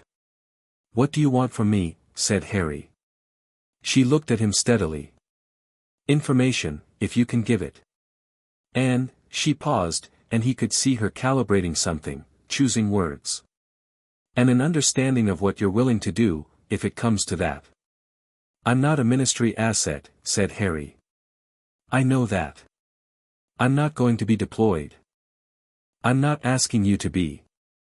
She picked up her pen again, not to write, just to have something in her hands. I'm asking you to tell me, honestly, whether you're going to act independently if Knott moves against people who can't defend themselves. Because if you are, and I think you are, I'd rather know about it in advance so that what you do doesn't create a legal catastrophe on top of whatever Knott's created. Harry considered her. She met his gaze without performance. This was, he thought, a woman who had spent her career doing the right thing within a system that made the right thing very difficult, and who had developed a pragmatic appreciation for people who did the right thing outside the system, as long as they were honest about it. Yes, said Harry. If Knott moves against people, I'll act. I won't ask permission and I won't wait for paperwork.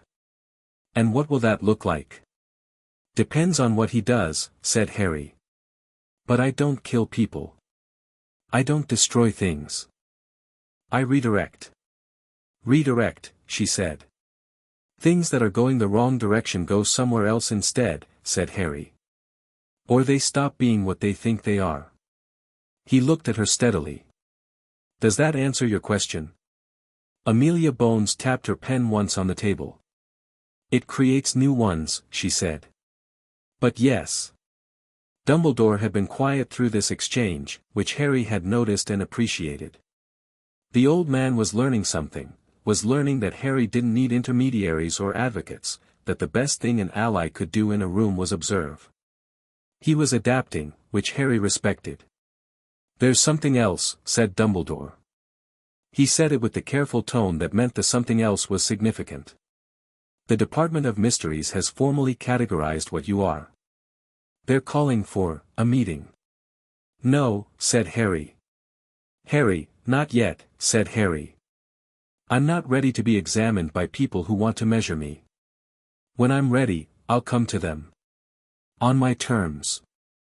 Amelia Bones made a small sound that might have been amusement. That's going to make the unspeakables very unhappy. They'll manage, said Harry.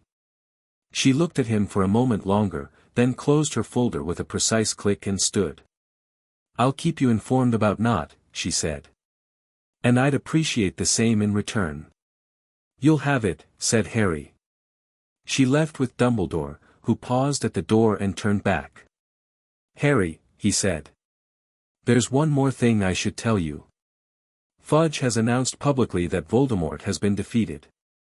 The Prophet ran it this morning. He reached into his robes and produced a newspaper, which he set on the table. You should see how you're described. He left. Harry picked up the Daily Prophet. The headline was 3 inches tall, "The Boy Who Unmade Him, Dark Lord Erased from Existence by Child Prodigy." The article beneath was enthusiastic, inaccurate in 17 ways Harry could immediately identify, and included a photograph of Privet Drive that someone had taken from the road, presumably thinking it was more dramatic than it was. The subheading read, "Dumbledore confirms the existence of chaos sovereignty, the most significant magical development in 4,000 years." "Oh," said Harry. Sirius came off the counter and read over his shoulder. He was quiet for a moment. Then he said, "Well, that's going to make things interesting." "It already was interesting," said Harry. "More interesting, then." Harry put the newspaper down and thought about not reading this article over breakfast in his carefully warded estate, and about what that information would do to someone who was building a power structure in the vacuum that Voldemort had left. A vacuum that had just been publicly described as the work of a single child. He thought, "Not is going to move faster now." "Sirius," he said. "Yeah. I need you to be well," said Harry. "Not for me. For yourself. But also, I'm going to need people around me who I trust, and I don't have very many of those yet, and you're one of them." Sirius was quiet for a moment. "You trust me," he said. "You met me 3 days ago." "I've known you longer than that," said Harry. "Just not in person." Another pause. "The knowing things thing?" "Yes." Sirius looked at the newspaper. At the photograph of Privet Drive. At Harry. He had the look of a man who had lost his entire world and was working out whether the new one was something he could belong to. "Okay," he said. "I'll work on it." He picked up his tea mug. "And for what it's worth, you trust the right people. James could always do that too. Know who the good ones were." "I get that from him, then," said Harry. "Yeah," said Sirius, and his voice was rough again, but in a different way this time. "Yeah, I think you do." 2 weeks after the Prophet article, Hogwarts letters started arriving. Not to Harry, he was 6, nearly 7, and Hogwarts didn't send letters to children who weren't yet 11. But the letters arriving to everyone else, to the families of children who would start that September, contained something new, an extra parchment, official ministry letterhead, informing them that the Hogwarts curriculum for the coming years would include a new mandatory module on the history of the chaos sovereignty, as well as updated defense against the dark arts requirements in light of changed circumstances in the magical landscape. Harry heard about this from Dumbledore, who was sheepish about it in the way of someone who had not stopped this from happening and possibly should have. Fudge thought it would help, Dumbledore said, sitting in the Edinburgh kitchen while Harry looked at a copy of the new curriculum insert.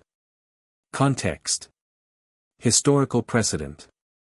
People are frightened of things they can't categorize. "So he's making me a curriculum module," said Harry. "He's making the concept a curriculum module. With my name attached." "Well, this is going to follow me into school," said Harry. "Almost certainly," said Dumbledore.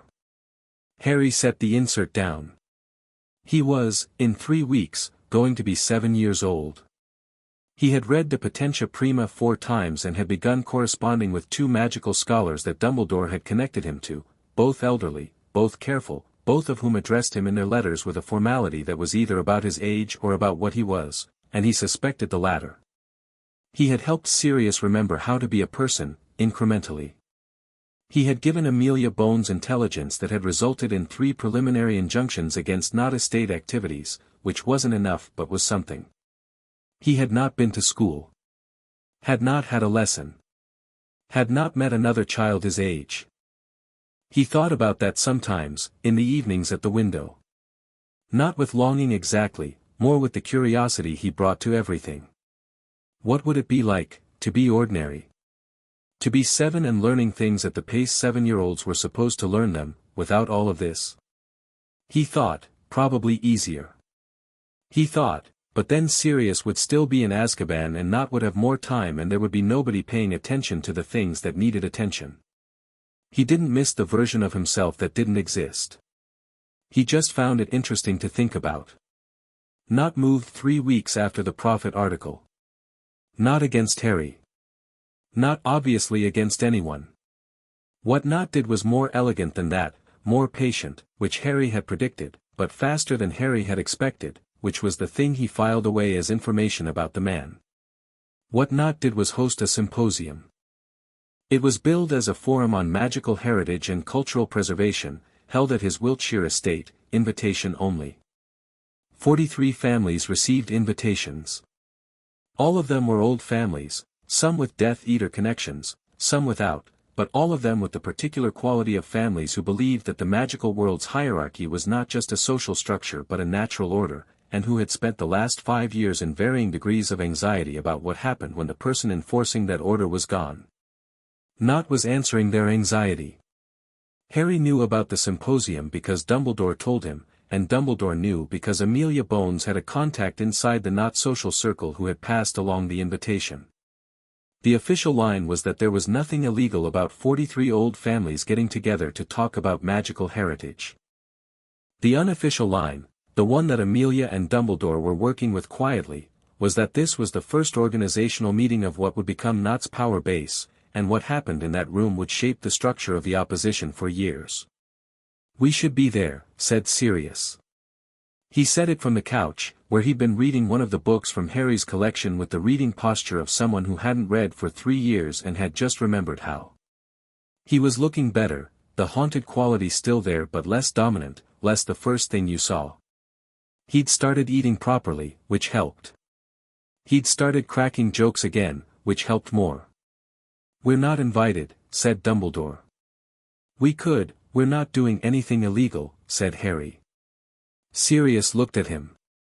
"I wasn't suggesting illegal." "You were working up to it," said Harry. "Your face does a specific thing when you're working up to it." "It does not," Sirius caught himself. "How do you even know what my face does?" "You've known me 3 weeks.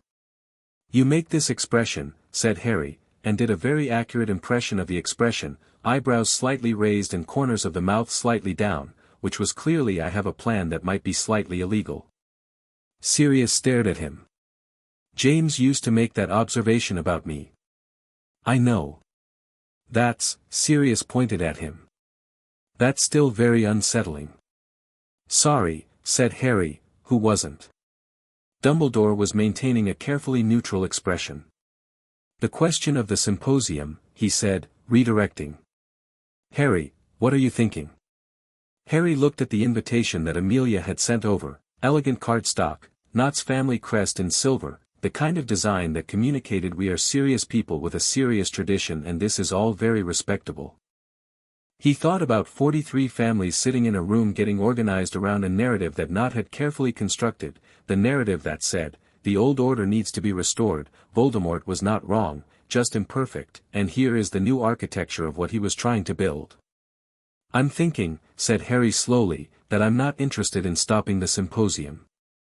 Dumbledore frowned slightly. Sirius looked sideways. "People have the right to gather and talk," said Harry. "Even when they're talking about wrong things. If I shut it down, I become the threat in their story, I become the proof that the new order is suppressive and authoritarian, and Not uses that to recruit harder." He tapped the invitation. "What I'm interested in is what comes out of it. Who commits to what? Who decides Not is a little too extreme and walks away?" He looked at Dumbledore. "Do you have someone who can be in that room?" "The contact Amelia has is peripheral. A spouse of someone invited, not a direct attendee." "That might be enough," said Harry. "I want to know who walks away." "And who doesn't," said Sirius. "The ones who don't, those are the people who have made a choice," said Harry. "Once you've made a choice like that, you're committed to it. You can't be reasoned away from it, not easily. But you can be redirected by consequences." Sirius looked at him with those gray eyes that were clearer every day. "You're thinking several moves ahead." "I'm trying to," said Harry. "I keep thinking about the flood that became water again." "What flood?" said Sirius. "There's a description in the book," said Harry. "The old one about what I am." A Chaos Sovereign once stopped a flood not by stopping the water, but by showing the water that it was water, that it didn't have to be a flood. It could just be a river again. He looked at his hands. Knots people think they have to be a movement. They think they have to be a force of something. They're building an identity around it. He looked up. What happens if someone shows them they don't have to be? Dumbledore was very quiet. That's not a question I can answer today, said Harry. But it's the question I'm working toward. His birthday came on July 31st and Sirius made a cake. It was not a good cake. Sirius had not made a cake in 12 years before Azkaban and presumably hadn't been very good at it before either, and the result was structurally ambitious but aesthetically challenging, 2 lopsided layers with chocolate frosting applied with the confidence of someone who didn't know what they were doing but had committed fully to doing it anyway. It had 7 candles in it, unevenly spaced. Harry looked at it across the kitchen table and felt something in his chest that was warm in the same way the letter had been warm, the feeling of someone being real, someone doing a real thing specifically for him, a thing that existed in the world because he existed in the world. It's a bit, Sirius started. It's perfect, said Harry. You don't have to, it's genuinely perfect, said Harry. No one's made me a birthday cake before. Sirius sat down. He looked at the cake. He looked at Harry. Right, he said, very quietly. Well. 7's a good age. Is it? It will be, said Sirius. Make it good. Harry blew out the candles. All 7, in one breath, because he was Harry and when he decided to do something he did it completely.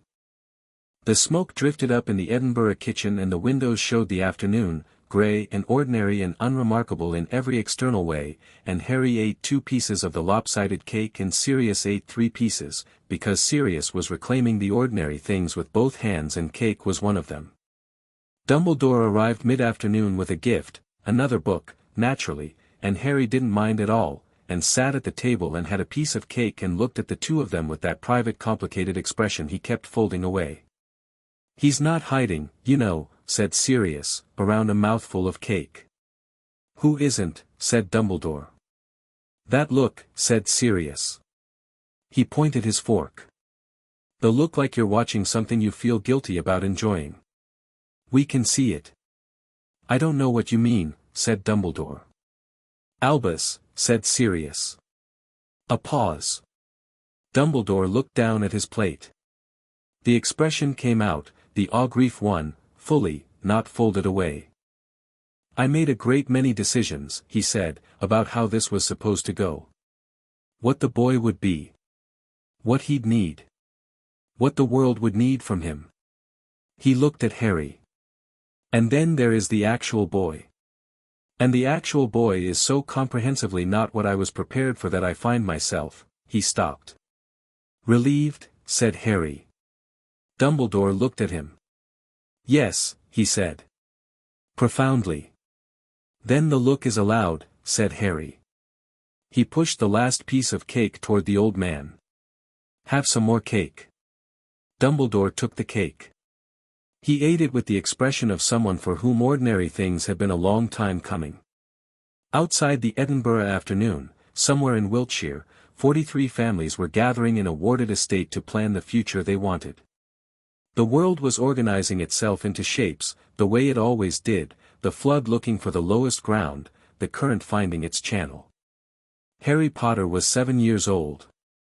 He ate birthday cake and listened to Sirius tell stories about his father and let Dumbledore have the last piece, and he thought about floods becoming rivers and about a girl somewhere that he hadn't met yet who was probably reading about magical anomalies in a Muggle library, and about the shape of the next few years, and all the threads that needed not pulling but showing.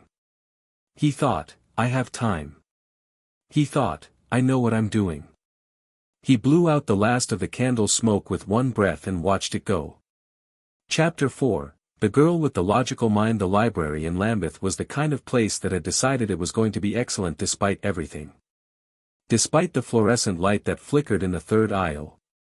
Despite the carpet that had given up its original color sometime in the mid-80s. Despite the fact that it was sandwiched between a chicken shop and an off-license on a street that wasn't anyone's destination, just a street you passed through on the way to somewhere else.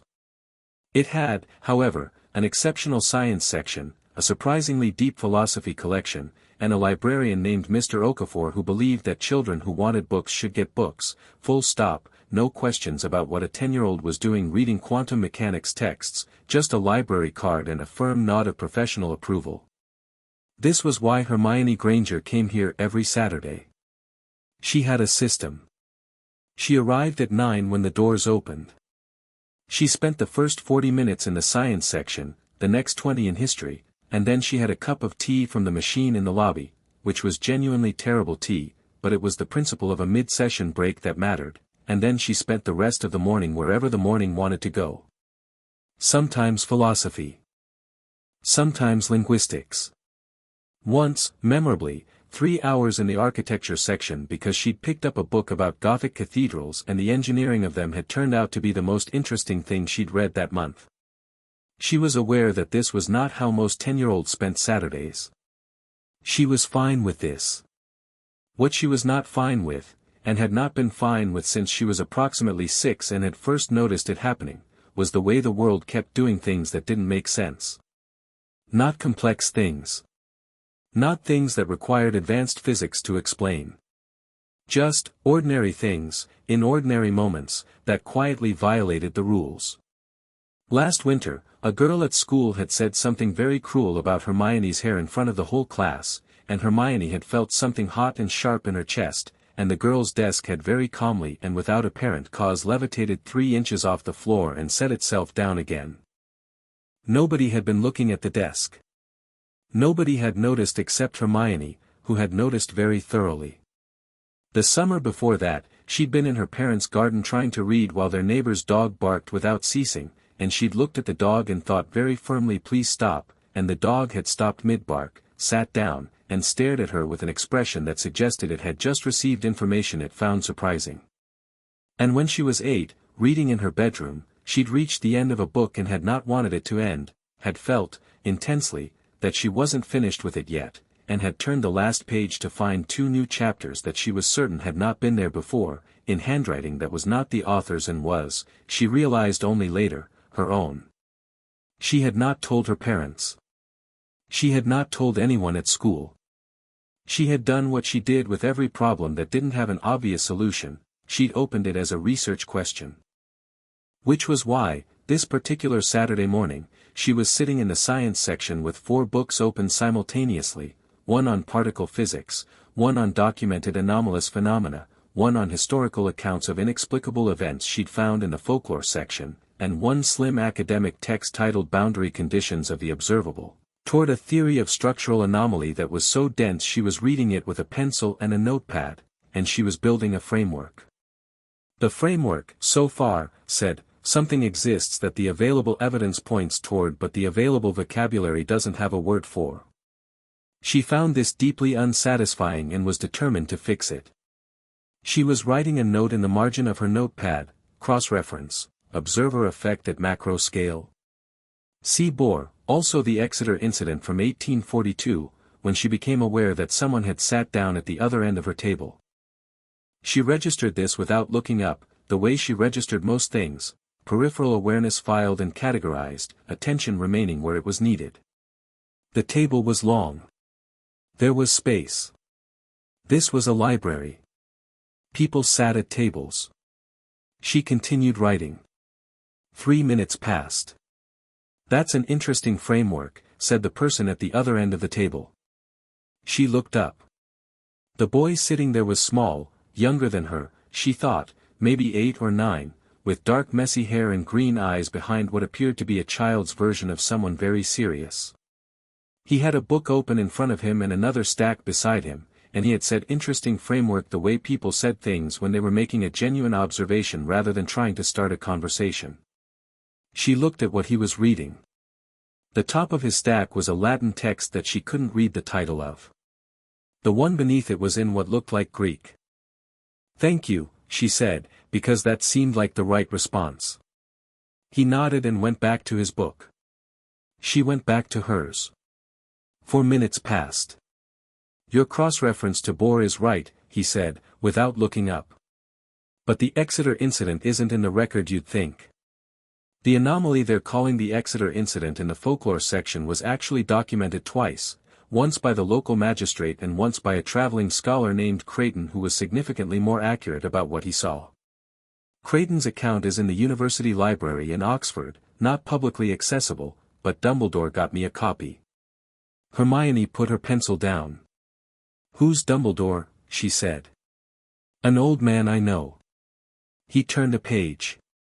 The Creighton account describes a boundary failure of exactly the kind you're theorizing about. A structural anomaly, something that shouldn't be there, in terms of how the observable universe organizes itself, and the way the surrounding material reality accommodates it. Accommodates it how? Said Hermione, because this was exactly the question she'd been trying to answer. He looked up from his book. His eyes were very green and very direct. It bends. Not breaks. Just, makes room. Like when you put something dense in water. The water doesn't argue with the object. It just reorganizes around it. She stared at him. Then she looked at her notepad, at the framework she'd been building for 2 years, and felt the particular dizzying sensation of a key sliding into a lock. I've been trying to say that for months, she said.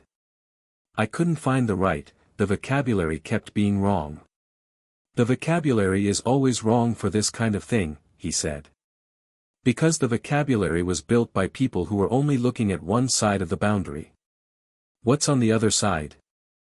She said. He considered her for a moment. She had the sense of being assessed, not unkindly, just thoroughly, and found herself sitting up slightly straighter without having decided to. Magic, he said. She opened her mouth. Closed it. Opened it again.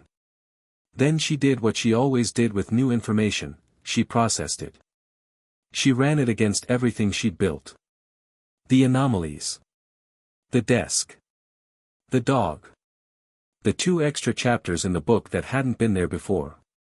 The hot sharp feeling in her chest that had preceded all of them. That's not a scientific term, she said. No, he agreed. It's older than science. Science is one of the things that grew up around it. She looked at him for a long moment. You're not joking. I don't joke about frameworks, he said. It would be disrespectful to the framework. She found, to her profound surprise, that she wanted to laugh. She didn't, she was in a library and there were protocols, but she wanted to. How old are you? 7. You're reading Latin. And Greek, he said, nodding at the stack. The Greek is harder. More irregular. She looked at her 4 open books and her notepad full of cross-references and her framework that had just had its vocabulary problem solved by a 7-year-old she'd never met. I'm Hermione Granger, she said. Harry Potter, he said. And then, because she was Hermione Granger and she processed things thoroughly, she said, wait. Harry Potter. The one who, the newspaper article, yes, he said. The chaos sovereignty thing. Yes. That was you. You're the one who, unmade him, yes. He said it the same way he said everything. Factually. Without performance. He was on my scar and I pulled him loose. It wasn't complicated, actually. The complicated part is everything after. She stared at him. You've been coming to this library, she said. You've been coming to this library and nobody, has anyone talked to you about, you're the first person who's noticed the framework, he said. Everyone else sees a child. She had the feeling, she would think about it later, turning it over, that this was the most important observation he'd made. Not about the magic, not about Voldemort, but about the framework. That what he'd noticed about her first was the quality of her thinking. She decided, in the way she decided important things, which was quickly and completely, tell me everything. He told her over the course of 3 Saturdays. Not everything, everything would take longer than 3 Saturdays, but the shape of things. What he was. What had happened. Sirius, Dumbledore, Azkaban, not. The De Potentia Prima and the scholar in the old text and the flood that became water again. He was a precise narrator, no unnecessary detail, no drama, and she listened with her pencil going constantly, not taking notes so much as processing in written form, which was how her brain worked best. On the third Saturday, she put the pencil down. "You need a better library," she said. "I have access to the Hogwarts library," he said. "Through Dumbledore. He sends books." "That's not the same as being there," she said. "Browsing is half of it. You find things when you're looking for something adjacent." She looked at her notepad. "Also, you need someone to talk to about this who isn't an old man or a man recovering from trauma." "Sirius is recovering well," said Harry, with a slight defensive note.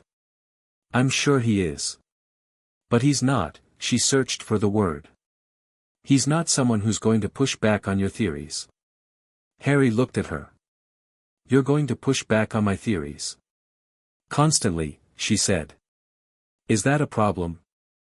He thought about it with the seriousness he brought to everything.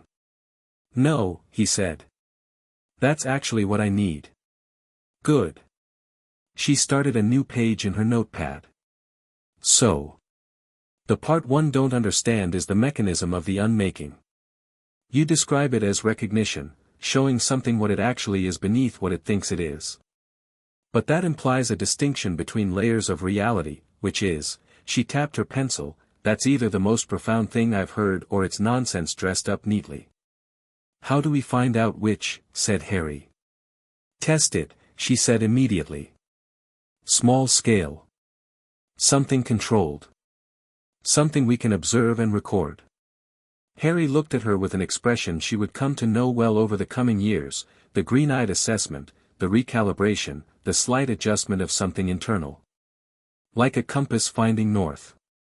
"I've been waiting to do that," he said. "I didn't have anyone to observe." "You do now," she said. They moved to the science section, because it had a corner that Mr. Okafor had tacitly designated as the space where children doing serious things go, and they sat cross-legged on the carpet with Hermione's notepad between them, and Harry held out his hand, palm up, and focused. Nothing dramatic happened. That was the thing, it was never dramatic when Harry did it, she would realize, it was always exactly as large as it needed to be and no larger. He held his hand out and the air above his palm changed quality, the way the air changes in the moment before a storm, a density to it, an attention, and then a small object appeared. Not conjured from nothing. It had been on the shelf nearby, a paper clip that had been living in the gap between two books, and it was simply in his hand now, not moved but relocated, the space it had occupied rearranged to accommodate its absence. "The space," said Hermione immediately, pencil moving, "does the space register the relocation or does it not remember the object was there?" "It doesn't remember," said Harry. "It reorganizes around the absence. Like the water displacement model." "Yes. Except it's not displacement, the paper clip isn't pushing anything out of the way. It's more like," he considered. "You know how in mathematics you can have an equation that's valid without a particular term, and when you remove the term the equation is still valid, it's just a different equation." She looked at him. "You're 7. I've been reading ahead. She wrote something. That's actually a better model than the displacement one. It's an identity model. The system doesn't lose coherence when the element is removed, it finds a different coherent state." She looked up. "So what you did to Voldemort, the system found a coherent state without him," said Harry. "Yes. The magical world didn't collapse." "No. It reorganized." She tapped the pencil against her notepad. "And the soul fragment in your scar, what state was that in?" "Wrong," said Harry simply. "Stuck in a coherent state that was wrong for it. It was a piece of something that wanted to be whole but couldn't be, and the system around it was distorted by the wrongness." He looked at the paper clip in his hand. "When I pulled it, the system corrected." Hermione wrote for 30 seconds without looking up. Then she said, without ceremony, This is the most interesting thing that has ever happened to me. Good, said Harry. I want to test the limits, she said. I want to know what you can't do. That's more interesting than what you can do. Harry looked at her with something that was not surprise exactly, but recognition. The same kind she'd felt when he'd solved her vocabulary problem. Nobody's asked me that, he said. Nobody's thinking about it correctly, she said. Every power has a boundary condition. The question is what defines the boundary. She leaned forward. Can you unmake something that's part of a living system? Something where removal would damage the coherence rather than improve it? Harry thought about it seriously. I haven't tried. Don't try now, she said immediately. That needs controlled conditions and considerably more theory first. She paused. Also, do you do magic? Regular magic? Spells? Not really, said Harry. I can, if I concentrate on it specifically, but it's like asking someone who can see in all directions to look through a keyhole. It works but it's not how you're built, she said. Yes. Interesting. She made a note. Because theoretically, chaos sovereignty and structured spellcasting magic should be operating on the same underlying substrate. They should be compatible, just at different scales. She looked at him. Like how both a river and an ocean are water. That's almost exactly how the old text describes it, said Harry. What old text?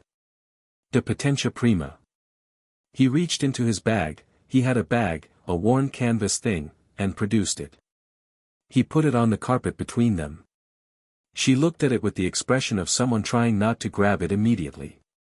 Is that Latin? She said. Yes. I don't read Latin. I can translate, said Harry. I've been going through it in sections. She looked at the book. She looked at Harry. Outside the library windows, Lambeth went about its Saturday business, the market vendors and the buses and the ordinary human business of a morning. I'm going to learn Latin, she said, with absolute certainty. It takes a while, said Harry. How long did it take you? About 3 months for functional reading, he said. The irregular verbs are annoying. Everything irregular is annoying, she agreed. My parents aren't going to believe any of this. Do your parents need to believe it? Said Harry. She thought about it. My mum, probably not straight away. My dad believes in things when you give him evidence. He's a dentist. Evidence-based thinking. She paused. How does one demonstrate chaos sovereignty to a dentist? Carefully, said Harry. She did laugh then, properly, in the library, which made Mr. Okafor look up from behind the desk with the expression of someone who found the sound of children laughing in libraries to be one of the better things his job offered. The Grangers came to Edinburgh in September. This was Dumbledore's arrangement, organized with his characteristic thoroughness and slightly less characteristic speed. He had moved quickly on this one, Harry noticed, which told him the old man had assessed Hermione and found her significant in a way that matched Harry's own assessment. The Grangers were dental professionals and empiricists and the kind of thoroughly decent people who responded to evidence with open minds as long as the evidence was presented with rigor. Sirius had made another cake for the occasion. This one was structurally superior to the birthday cake, 2 even layers, professionally smooth frosting, though he seemed slightly disappointed about this, as if the lopsidedness had been part of the charm. Dan Granger was a broad-shouldered man with Hermione's eyes and the quality of someone who'd spent his professional life looking at problems with precise attention. Emma Granger was warm and observant and had clearly spent Hermione's entire life keeping up with her daughter's brain, which had given her a particular alertness. They sat in the Edinburgh sitting room and Dumbledore explained and Harry sat across from them and let himself be looked at, which he was comfortable with. Dan Granger looked at Harry for a long time after Dumbledore finished speaking. Then he said, "You're the one who's been meeting my daughter in the library on Saturdays." "Yes," said Harry. "For 3 weeks." "Yes." She came home the first Saturday talking about boundary conditions and the observer effect in a way she hadn't before, said Dan Granger. I thought she'd found a new book. She found me instead, said Harry. Dan Granger looked at Dumbledore. And he's 7. Nearly 8, said Harry. He reads Latin, said Hermione, from the couch where she was sitting with the De Potentia Prima in her lap and a Latin dictionary beside her, making notes. She mentioned, said Emma Granger. Dan Granger looked at his daughter and then back at Harry with the expression of someone whose evidence threshold had just been met in a way he was still processing. Right, he said. Tell me about the chaos sovereignty thing. So Harry told him. He told it the way he told Hermione things, precisely, without drama, with the evidence in order. Sirius sat in the armchair and contributed details about the magical world when relevant, with the manner of someone who had decided that being useful in a room was a significant step in being a functioning person again, which it was. Emma Granger asked 3 questions. Is Hermione safe? And what does this mean for her schooling? And will she need to leave for this magical school, or is that only Harry? Dumbledore answered all 3 with the gravity they deserved. Hermione would be eligible for Hogwarts in the year she turned 11, which was a year before Harry, as it happened, which Harry had already noted and planned around. In the interim, her magical education could begin informally. There were no rules, as it turned out, about when a magical child could learn, only about when they could use magic outside certain contexts. She's been using magic for years, said Emma Granger. Nobody sent us a letter about it. Accidental magic in young children is generally, Dumbledore started. The desk, said Hermione without looking up from the dictionary. And the dog and the book chapters. Yes, those were, Dumbledore cleared his throat. Generally, the Ministry's detection apparatus is calibrated for magical adults using magic in non-magical environments. Children's accidental magic exists somewhat outside that, the system wasn't looking for it, said Harry. Essentially, yes. Dan Granger looked at Harry again. And you? You've got no parents. You've been living with, he glanced at Dumbledore. I'm in Edinburgh now, said Harry. With Sirius. Sirius raised a hand from the armchair. Sirius Black. Godfather. He paused. Technically not yet legally confirmed in that capacity, because I was in prison until fairly recently, but, we're working on it. In prison for what? Said Dan Granger. Something I didn't do, said Sirius. Which has been established, said Dumbledore, with the firmness of a man clearing a significant footnote. Dan Granger absorbed this. He looked at his wife. Emma Granger looked back at him with the expression of a long-married couple having a full conversation in 3 seconds. Right, said Dan Granger. He looked at Harry. You and Hermione are friends. Yes, said Harry. Good friends. Getting there, said Harry. She's the most rigorous thinker I've met. And she pushes back. She absolutely does, said Dan Granger, with the warmth of a father who found this quality in his daughter to be something worth celebrating. We think she's brilliant, said Harry, without any performance around the word, just the fact. Emma Granger made a small sound. She looked at Harry with those observant eyes and Harry looked back and she seemed to find what she was looking for, because she nodded once, slightly, and turned to Dumbledore with a list of practical questions that occupied the next 40 minutes and were all excellent. Hermione didn't look up from the Latin dictionary through most of this. But at one point she said, still without looking up, Mom. Dad. I know this is a lot. It is a lot, said Emma Granger. But you should know, she turned a page, I've been trying to understand what's been happening to me for 4 years. I've been building frameworks and cross-referencing and trying to find the vocabulary for it on my own. She looked up. Harry walked into the library and in 15 minutes he gave me the vocabulary. This is the most sense anything has ever made.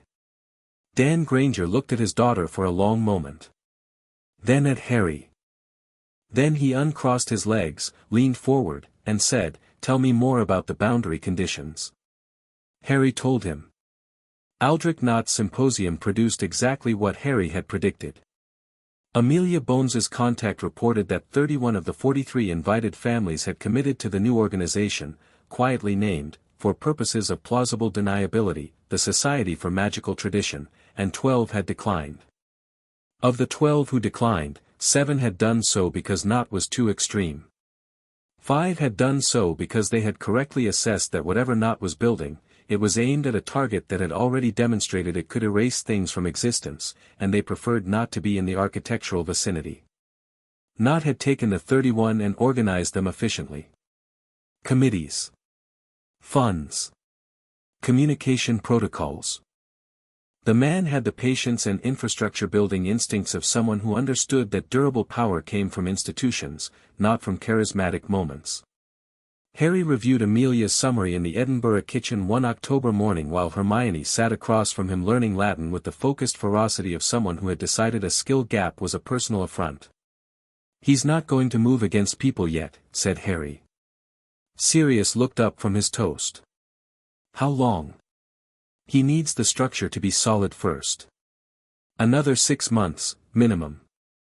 Harry turned a page of the summary. "But when he does move, it's going to be through the ministry, not around it. He's going to try to change the laws." "What laws?" said Hermione without looking up from her vocabulary list. "The ones about magical inheritance rights. Property succession in cases where magical ability is." Harry found the relevant page. "He wants to introduce legislation that would require magical ability to be demonstrated before inheritance can be confirmed. Muggle-born witches and wizards wouldn't qualify under his proposed criteria." "That's straightforwardly discriminatory," said Hermione. "Yes," said Harry. "And legal discrimination is harder to argue against than illegal behavior," she said. "Because it has the appearance of legitimacy." "Exactly." She put her vocabulary list down and looked at Harry. "So what do you do with that?" "I tell Amelia," said Harry. "She can prepare the counter-legislation before Knott's even introduced his. Have it ready. Make the argument first." He looked at Sirius. "Who in the Wisengamot is independent? Not ministry-aligned, not old family-aligned." "You want Wisengamot names," said Sirius. "I want the names of people who vote on evidence rather than loyalty," said Harry. "People who can be reasoned with." Sirius considered. His knowledge of the Wisengamot was pre-Azkaban and therefore somewhat dated, but he had the memory of a man who'd grown up in a pure-blood family and absorbed the political map of the magical world by osmosis. "Augusta Longbottom," he said. "She's been there forever and she doesn't take direction from anyone." "Griselda Marchbanks." "Tiberius Ogden, probably, though he's cautious." He paused. "Most of the rest have some kind of alignment you'd have to account for." Harry wrote the names down. Hermione looked at the list. "You're building a coalition," she said. "Trying to," said Harry. "Before I need one." "That's very," she searched for the word. "Strategic. It's what the situation needs." She looked at him with the assessing expression that was becoming familiar. "Harry. Can I ask you something?" "Yes." "Do you ever just react to things? Without the strategy?" He thought about it honestly. "In the moments when something's wrong and someone needs help immediately, yes. That's pure instinct."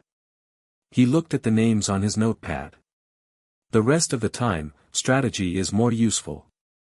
"I'm just checking," she said, "that there's a person inside the strategy." He looked at her. "Why?" "Because you're 8, she said, "and you think like someone who's been running a war for 30 years, and sometimes that's necessary and important, and sometimes," she paused carefully, "sometimes you need to just be at the library on a Saturday." Harry was quiet for a moment. Sirius, from his end of the table, very carefully did not say anything. "You're right," said Harry finally. "I know," said Hermione. "I'm right frequently. You should get used to it." Sirius made a sound that was unmistakably a suppressed laugh. "Don't," said Harry.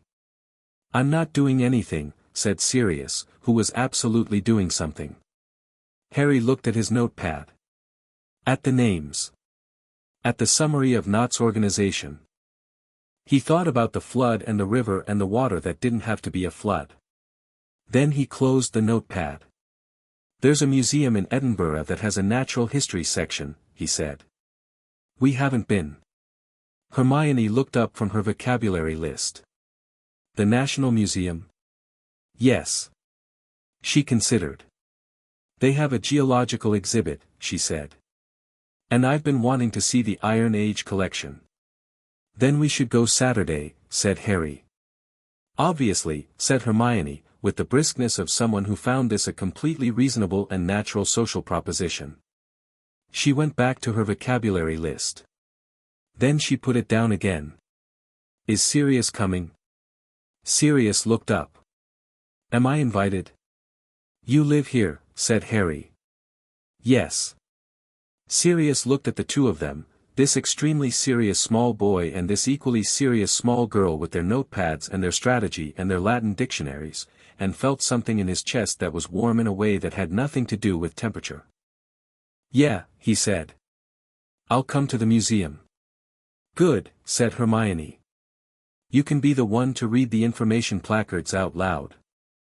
I read too fast and Harry reads too fast, but people like having things read to them, it helps with retention." Sirius looked at Harry. "She's always right," said Harry. "Constantly," Hermione agreed. They went to the museum on Saturday. Sirius read the placards. The geological exhibit was, as advertised, excellent. Hermione spent 45 minutes with the Iron Age collection and came out with 7 pages of notes.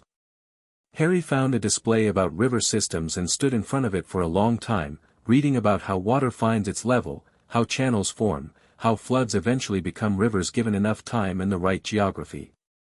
He thought, yes. That's it exactly. He thought, I have time, and I know the geography. On the bus home, the three of them sat in a row on the top deck, Sirius at the window because he'd never been on a double-decker bus and wanted the full experience, Harry in the middle, Hermione on the aisle with her notepad open because she was Hermione and the bus ride was 18 minutes that could be usefully spent. Below them, Edinburgh moved through the grey October afternoon, the castle on its rock, the old town climbing toward it, the ordinary commerce and weather and human business of a Saturday. Somewhere in Wiltshire, Aldrich Knott was writing careful letters to 31 families and making plans. Somewhere in the Ministry of Magic, Fudge was reading polling numbers and worrying about things Fudge was constitutionally excellent at worrying about. Somewhere in Oxford, 2 magical scholars were reading Harry's latest letter about the boundary condition theory and composing responses that would arrive Tuesday. And on the top deck of an Edinburgh bus, a boy with green eyes and no scar was watching his city go by and thinking about rivers, while a girl with a notepad wrote careful observations about Iron Age metallurgy, and a man who was slowly, incrementally, becoming himself again pressed his nose against the window because he was experiencing a double-decker bus for the first time and the view from the top was genuinely spectacular. Harry felt the thick quiet thing settle around all three of them, not protective, not purposeful, just present, like the air after rain. He thought, this is also what I'm doing it for. He let the bus carry them home. Chapter 5, The Architecture of Ruin. The Department of Mysteries was exactly as strange as its name suggested and considerably stranger than its official description allowed.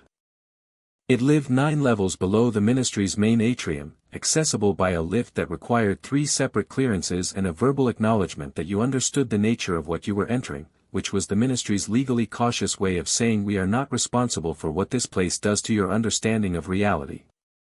The corridor leading to it was circular and doorless when you first arrived, just a smooth black wall that rotated when you touched it, offering a door only when it decided you were ready for one. The unspeakables who worked there had long since stopped noticing this. Visitors did not stop noticing it. Amelia Bones had been down here twice before. She did not enjoy the Department of Mysteries. She was a woman who dealt in evidence and process and the clear application of law, and the Department of Mysteries was a place where evidence bent, where process was a foreign concept, and where the law had explicitly declined to fully apply since 1612. She was here because of what had happened to the Hall of Prophecy. 3 nights ago, at approximately 2 a.m., every single prophecy orb in the hall had gone dark simultaneously. Not broken. Not fallen. Simply, dark. The silver mist inside each glass sphere, which was the stored voice and image of a recorded prophecy, had gone still and cold and dark, as if whatever power had animated them had been withdrawn. The unspeakables had been measuring and theorizing for 72 hours and had arrived at a conclusion they were deeply reluctant to deliver. "The source is gone," said Croker.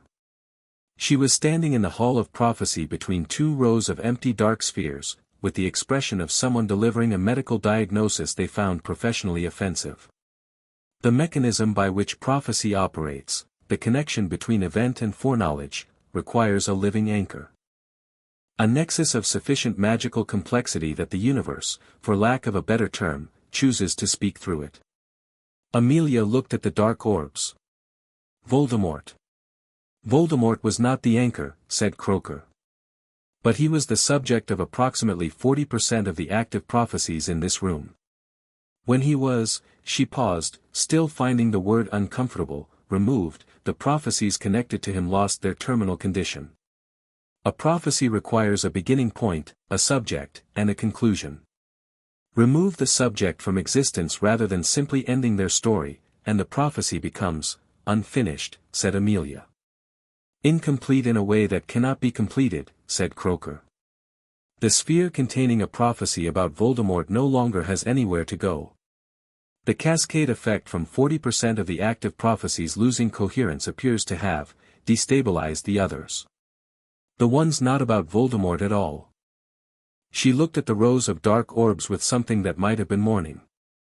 We believe the Hall of Prophecy as a functional entity is gone, said Amelia. Gone, said Croker. Amelia stood in the silent hall for a moment.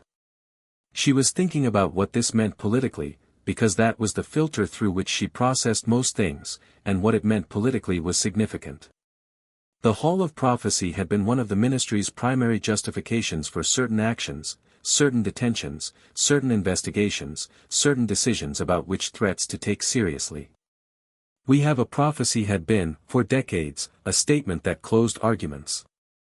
Those arguments were now open again. Who knows, she said. My department. You. Anne.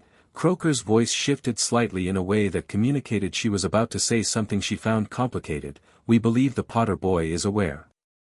The monitoring enchantments registered an awareness event at his location approximately 30 seconds after the cascade began. Whatever he is, he perceived it. Amelia was quiet for a moment. What about not? Croker looked at her. What about him? If someone outside this department were to learn that the Hall of Prophecy is gone, that this room is no longer functional, what would they do with that information? Croker considered. She was not, primarily, a political thinker, but she was not stupid. They would understand that one of the ministry's primary intelligence advantages has been eliminated, she said slowly. That the ministry now has significantly less foreknowledge about future threats. That the balance of information has shifted. She paused. They might also understand that certain records, certain documents relating to specific prophecies that were never publicly known, are now without their anchoring evidence. Prophecies that named specific individuals. Prophecies that might have been used in legal proceedings. Or prevented them, said Amelia. Croker looked at her directly. Are you telling me Not knows? I'm telling you that Not has been building an intelligence network for 6 months, said Amelia. And that if he doesn't know yet, he will within the week. She looked at the rows of dark orbs one more time. Which means he's going to move, and he's going to move toward this room, because whatever else the Hall of Prophecy is, it is the single most sensitive archive in the ministry, and if someone were to enter it and examine what remains, they'd find records, said Croker. Paper records. Filed alongside the orbs. Transcripts. Names. Names of people who gave prophecies, said Amelia. Names of families. Names of subjects. She looked at Croaker steadily. Names that Not would very much like to have. Harry knew about the Hall of Prophecy the way he knew about most things, which was immediately and completely, with the small additional fact of feeling the cascade happen in real time, 30 seconds after 2 a.m., a distant structural shift that felt like a building 3 streets away losing a load-bearing wall. Not dangerous. Not directed at him. Just, significant. He lay awake for an hour thinking about it. In the morning, at breakfast, he told Sirius and Hermione. Hermione put down her spoon. All of them? All of them, said Harry. Because he ceased to exist rather than just dying, she said, pencil already in hand. The prophecy mechanism requires a complete narrative arc. Subject exists, event occurs, conclusion resolves. Voldemort never concluded, he just stopped having been. She wrote something. It's the identity model again. The system can't complete an equation where one of the terms was retroactively not a term. Yes, said Harry. Sirius looked between them. The important part, he said, with the patience of someone who'd been living with these two for several months and had developed a specific skill for navigating their theoretical tangents, is that Not is going to find out and do something about it. He already knows, said Harry. Sirius set down his toast. You're sure? His network is good, said Harry. He has someone in the Department of Mysteries. Not an unspeakable, someone adjacent. Maintenance, maybe, or a clerical worker. Someone who sees things. He drank some tea. He's known for 2 days. And he hasn't moved yet, said Sirius. He's planning, said Harry. He's very patient. He looked at his toast. He's also, I want you both to understand this about him, he's not stupid. He's not Voldemort. Voldemort was powerful and driven and ultimately not subtle enough. Not is subtle. What he's building is subtle. He's not going to come at anything directly. What's he going to come at indirectly, said Hermione. The paper records, said Harry. The transcripts that were filed alongside the prophecy orbs. They have names in them. Families who gave prophecies, families who were subjects of them, people who don't know they're in that archive. People who don't know what Not could do with that information. He looked at Sirius. Blackmail is a very subtle instrument. Sirius's expression darkened in a specific way.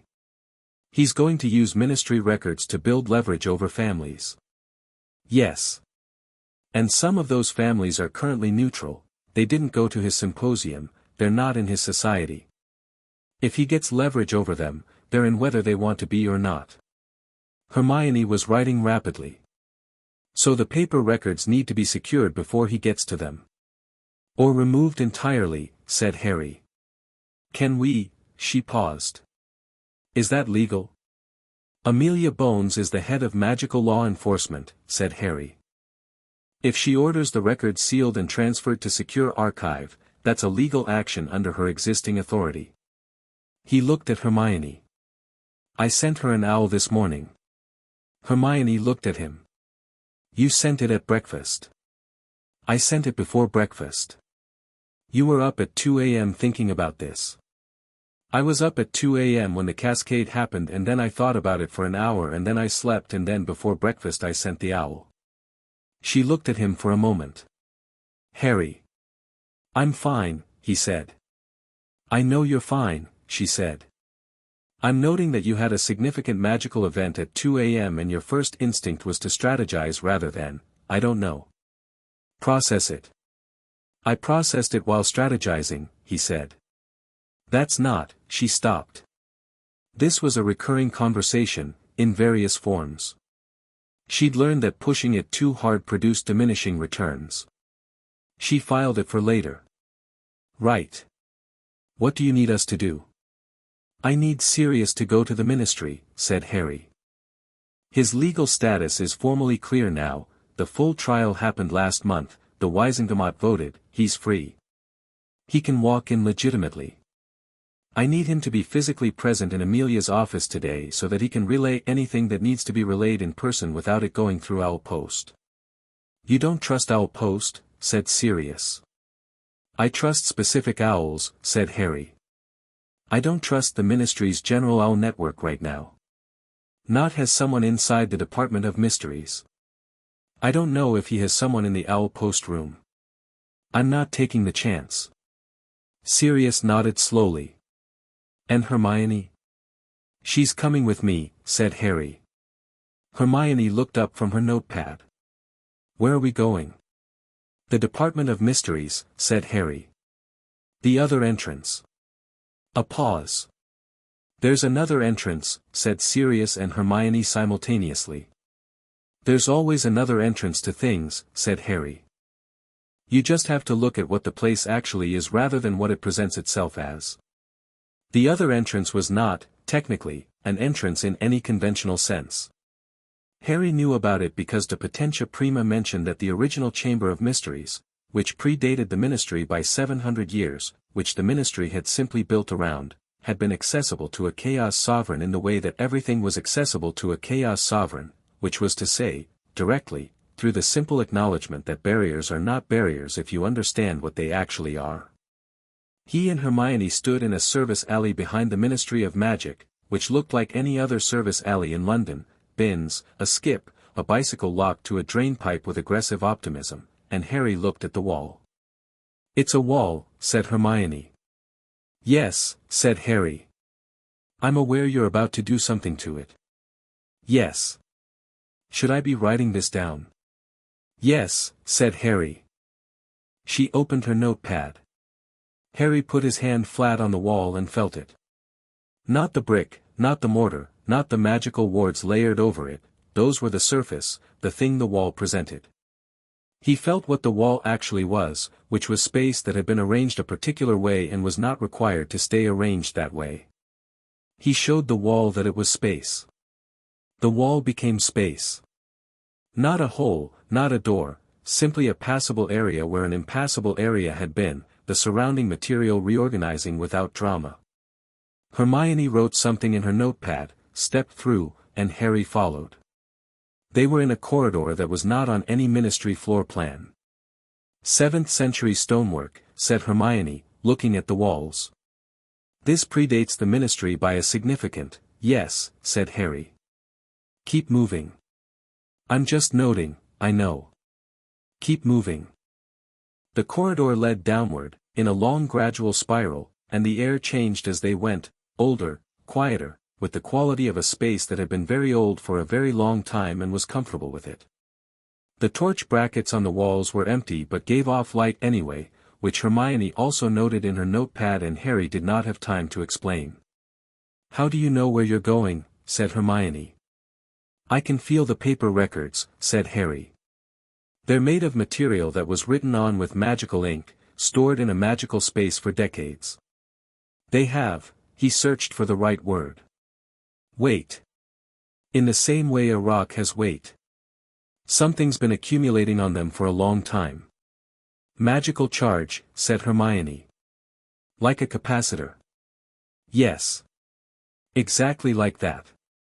Can you feel knots, people? Not yet, said Harry. But I'll feel them before they see us. Comforting, said Hermione, who did not sound particularly uncomforted.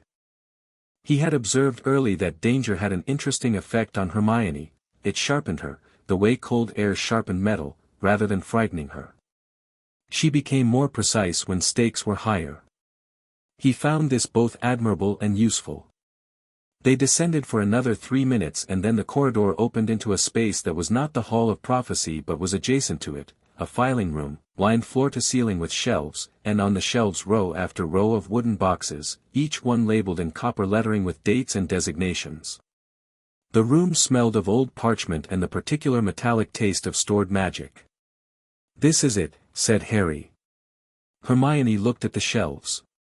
There are thousands, she said. Decades of records, said Harry.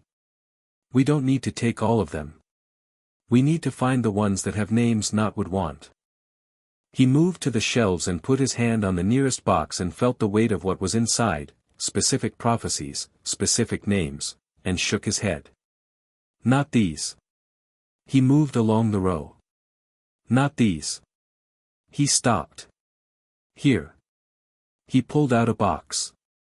The copper label read Active Subjects, 1960, present.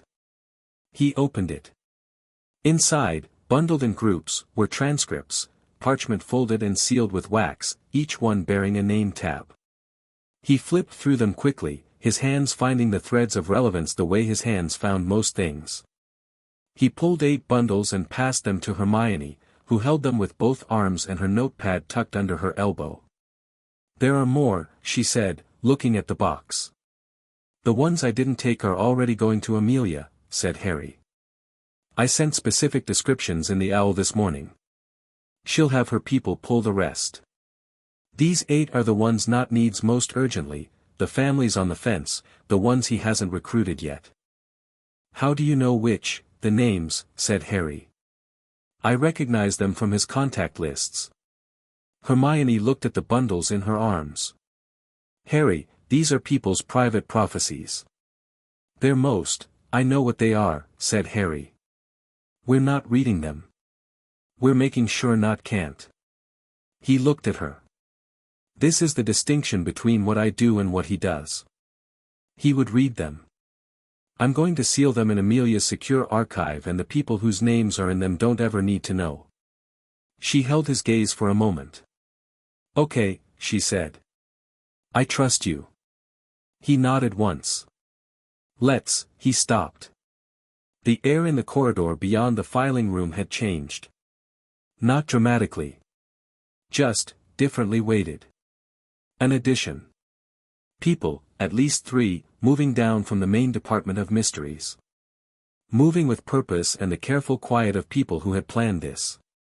He felt the specific quality of magical intent, not attacking, not yet, but prepared. Nott's people, he said quietly. Hermione's eyes widened slightly. Then her chin came up. How many? 4. Coming down the main corridor. He looked around the filing room. They don't know this room exists yet. They're heading for the Hall of Prophecy. Then we move now, she said, already turning for the spiral corridor. Wait, said Harry. She turned back. He was standing very still, thinking. What? She said. If we leave now, they reach the hall, find it empty, start looking elsewhere, and eventually find this room. Amelia's people won't be here for another 2 hours minimum. He looked at the shelves. And even if they find it empty, they'll know we were here. Nott will know his plan was anticipated, which tells him he has an intelligence problem, which means he changes all his protocols and we lose the visibility we have on him. Hermione stared at him. So your alternative to leaving is, what exactly? We let them find the hall, said Harry. We let them go in. And then I go in after them. Into a room with 4 people who work for Aldrich Nott, said Hermione. You're 8. Nearly 9, said Harry. Harry, they're not going to hurt me, he said. Not with bravado. Just with the calm certainty of someone who has assessed the situation correctly. They're not going to try. What Nott wants right now is information and leverage, not a direct confrontation with the Chaos Sovereign. If I walk into that room, they will realize very quickly that the game they thought they were playing has changed. And what do I do? Said Hermione. You stay here, said Harry. And if anything goes wrong, which it won't, you go back up through the old corridor and you contact Sirius. And if it does go wrong? It won't. But if it does, Hermione. He looked at her. Trust the framework. She held the bundles against her chest and looked at him with the assessing expression and the slight compression around her eyes that he'd learned meant she was running the calculations and was not fully happy with the outcome. 15 minutes, she said. If you're not back in 15 minutes, 10, said Harry. If I'm not back in 10, then you're right and something went wrong. She looked at him for one more second. Then she stepped back toward the spiral corridor and positioned herself where she could see the filing room without being seen from the main hall, and she opened her notepad, and she began to write. Harry turned and walked into the Hall of Prophecy. The hall was exactly as Croaker had described, rows and rows of empty dark orbs, the silver mist gone, the shelves stretching away in both directions under a ceiling that was higher than it seemed it should be, lit by blue-tinged lamps that the ministry had not updated since 1947. It had the quality of a place from which something important had recently departed. A cathedral the day after the congregation leaves. The 4 people were already inside. They were not who Harry had expected, which was interesting. Not robed figures, not obvious soldiers, 2 men and 2 women in ministry visitor badges, dressed in the kind of deliberately ordinary clothes that people wore when they were trying to look like they belonged somewhere. One of the men was unspeakable adjacent. Harry could feel it, he had the particular quality of someone who knew this building. A consultant, maybe. Someone who had worked here once and retained the access. The other 3 were not people proper. He could feel the shape of their allegiance. They heard him come in and turned, and there was a very fast recalibration, hands moving toward wand pockets, expressions shifting from the caught-out alarm of people surprised to the more controlled assessment of people who trained for contingencies. Harry stopped in the middle of the aisle between 2 rows of empty orbs. He looked at them. "You can take your hands away from your wands," he said. "We're going to talk." One of the women, the more senior of the 2, he thought, she had the bearing of someone accustomed to making decisions in the field, said, "You're the Potter boy." "Yes," said Harry. "You're 8 years old," said the man who knew the building. "Nearly 9, said Harry. "I'll stop correcting people on that when they stop being surprised by 8. The woman's hand moved away from her wand pocket. A calculation, Harry noted, she'd decided that escalating against him was a worse outcome than talking. That was the right decision, and the fact that she'd made it quickly told him something useful about her. "How did you get in here?" said the man who knew the building. "The old way," said Harry. A brief silence. The man's expression shifted in a way that told Harry this was not a nothing statement to him, that he knew about the old corridor, that this information rearranged his understanding of who and what he was dealing with. "What do you want?" said the woman. "The same thing you want," said Harry. "To understand what's happened to this room." "And what has happened to it?" said the second man, younger, less senior, with the specific quality of someone who'd committed to something recently and was still discovering what that meant in practice. "The anchor's gone," said Harry. He looked at the dark orbs. Voldemort was the subject of too many of them. When I removed him from existence rather than just ending him, the prophecies about him became incomplete in a way they couldn't recover from. The cascade took the rest. He looked at the 4 of them. "You knew this. Not knew this. That's why you're here." The woman said nothing. But the younger man said, "Why would not care about, don't," said the more senior man quietly, and the younger man stopped. Harry looked at the senior man. He was the one to talk to. He had the bearing of someone who'd made choices and lived with them and wasn't entirely at peace with that but had committed anyway, which was different from the woman, who had the bearing of a true believer. True believers were harder to redirect. People in complicated relationships with their own choices were more interesting. "What's your name?" said Harry. The man looked at him for a moment. "Harlow," he said. "Mr. Harlow. You've been working with Not for how long?"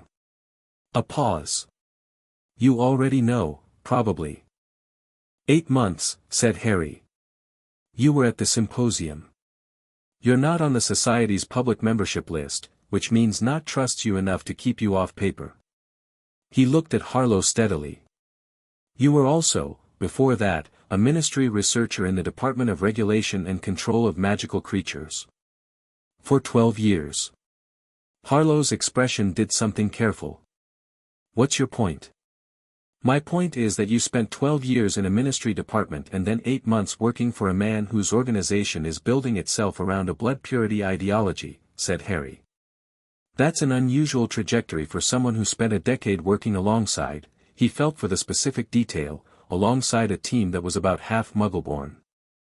The room was very quiet. The empty orbs reflected the blue lamps in their dark glass. "I have a family," said Harlow, very quietly. "I know," said Harry. "A son." He paused. "Theodore." Something moved across Harlow's face. His son's name in the mouth of an 8-year-old in a government archive he wasn't supposed to be in, that was a specific kind of confrontation that went several layers beneath professional. "Not offered," Harlow started, then stopped. "Protection," said Harry. "For your family. In the new structure. Insurance that whatever comes next has a place for people like you, people on the line." He watched Harlow's face confirm it. "And you took it because the alternative was the uncertainty of not being inside the structure when the structure solidifies." The woman, the true believer, said sharply, "Harlow, he already knows," said Harlow, without taking his eyes off Harry. "What not told you about protection," said Harry, "is only valid while you're useful to him. And what you're useful for right now is access, to this building, to these archives, to the kind of institutional knowledge that his organization doesn't have yet." He let this sit for a moment. "Once he has it, the calculus changes." "You're trying to turn us," said the woman. "I'm not interested in turning anyone," said Harry. "Turning someone means making them do what you want instead of what someone else wants. I'm telling you what's actually true about your situation, and what you do with that is up to you." He looked at all four of them. "You came here for the paper records. The transcripts in the filing room." He watched their expressions and got what he needed. "They're not there. They've been moved." Another silence. Longer this time. "Nod is going to want to know why this run failed," said the younger man. "Tell him the room was already cleared," said Harry. "Tell him the ministry moved the records as a precaution." "Which is true." He looked at Harlow. "Tell him whatever lets you stay inside the organization long enough to think clearly about what you actually want." "And what do you get out of that?" said Harlow. "Information," said Harry. "Eventually. When you decide that the structure you're inside isn't what you thought it was." He looked at the man steadily. "I'm not asking you to decide that now. I know you won't. You have a son and you've made a commitment, and people don't walk away from those things on someone else's timetable." He paused. "But when the structure shows you what it actually is, and it will, because structures like this always do, I want you to know that the conversation we're having right now was real." Harlow looked at him for a long moment. His expression was completely unreadable. Then he nodded, once, very slightly. "We're leaving," said the woman. They left. All four of them, through the main entrance, with the careful movements of people executing an orderly exit. Harry stood in the Hall of Prophecy alone and listened to the silence of the empty orbs and thought about Harlow's face when he'd said Theodore, and about the way structures that were built on fear eventually showed people what fear actually cost, and about time, which he had, and which Not was slowly running out of without knowing it. He turned and walked back to the filing room. Hermione was standing in the corridor with her arms still full of bundles, her notepad open, and the expression of someone who had been writing continuously for 9 minutes and 40 seconds and was going to have opinions about the full 10 when it came. 8 minutes, he said. "I know," she said. "I was counting." He looked at her. "Were you scared?" She thought about this honestly, which was how she thought about everything. "I was concerned," she said. "Scared implies I thought it was going to go wrong. And you didn't." "I trust the framework," she said. Then, with slightly more effort, "and I trust you." He took some of the bundles from her arms. She let him. They walked back up the old corridor together, in the torchlight that had no source, and came out into the service alley where the bins and the skip and the optimistically locked bicycle were all exactly as they'd been, because the ordinary world had no interest in adjusting itself to the extraordinary things happening inside it. Sirius met them outside the ministry's main entrance 40 minutes later, coming down the steps with his hands in his jacket pockets and his expression doing the specific thing it did when he'd spent time in ministry corridors, slightly tired, slightly irritated, but functional. Amelia secured the archive, he said. She wants to know how the 8 bundles you specified were specifically the right ones out of approximately 3,000 documents. Tell her I felt them, said Harry. Sirius looked at Hermione. Does that make sense to you? Completely, said Hermione. Magical charge density differential. He felt the weighting of accumulated intent. She shifted the remaining bundles in her arms. Also, can someone take some of these? I've been holding them since Sirius took them. What are they? People's private prophecies, said Hermione. We're not reading them. Obviously not, said Sirius. He looked at Harry.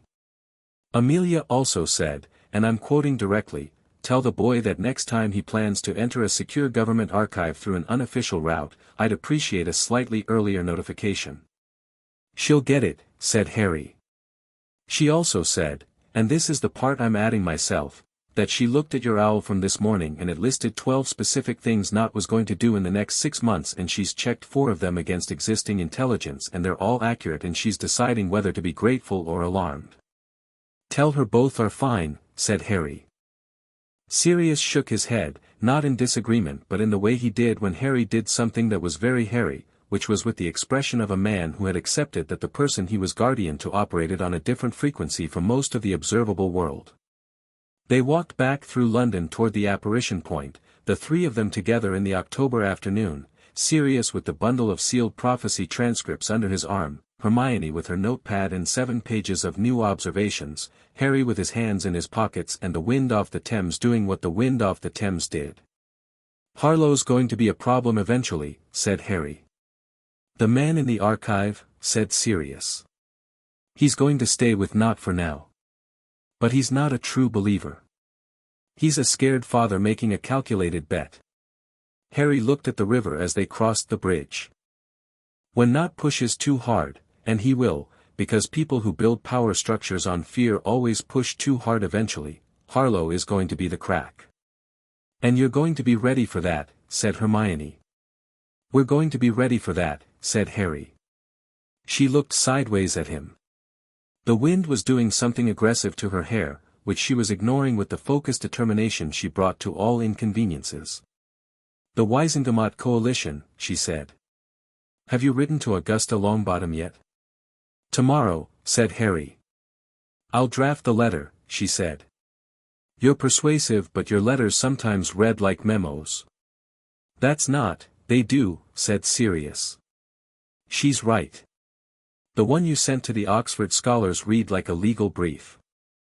The Oxford scholars appreciated precision, said Harry. Augusta Longbottom, said Sirius, who had known her socially in another life, does not want a legal brief.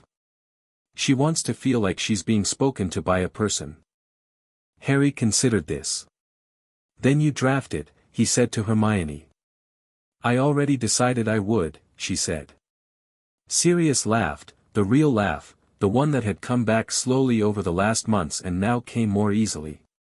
It went out over the Thames Bridge and the grey London afternoon and the river below that was just a river now, moving the way rivers moved when they knew their direction. You two are terrifying, he said. Efficient, said Hermione. Both, said Harry. They walked off the bridge and the city absorbed them and the afternoon moved toward evening and somewhere in Wiltshire, in a carefully warded estate, a man received a report from his 4 people that the ministry had preemptively cleared the archive and the run had failed, and he sat with this information for a long time, very still, updating his calculations. And somewhere in the space of that update, without knowing it yet, Aldrich Knott began to run out of time.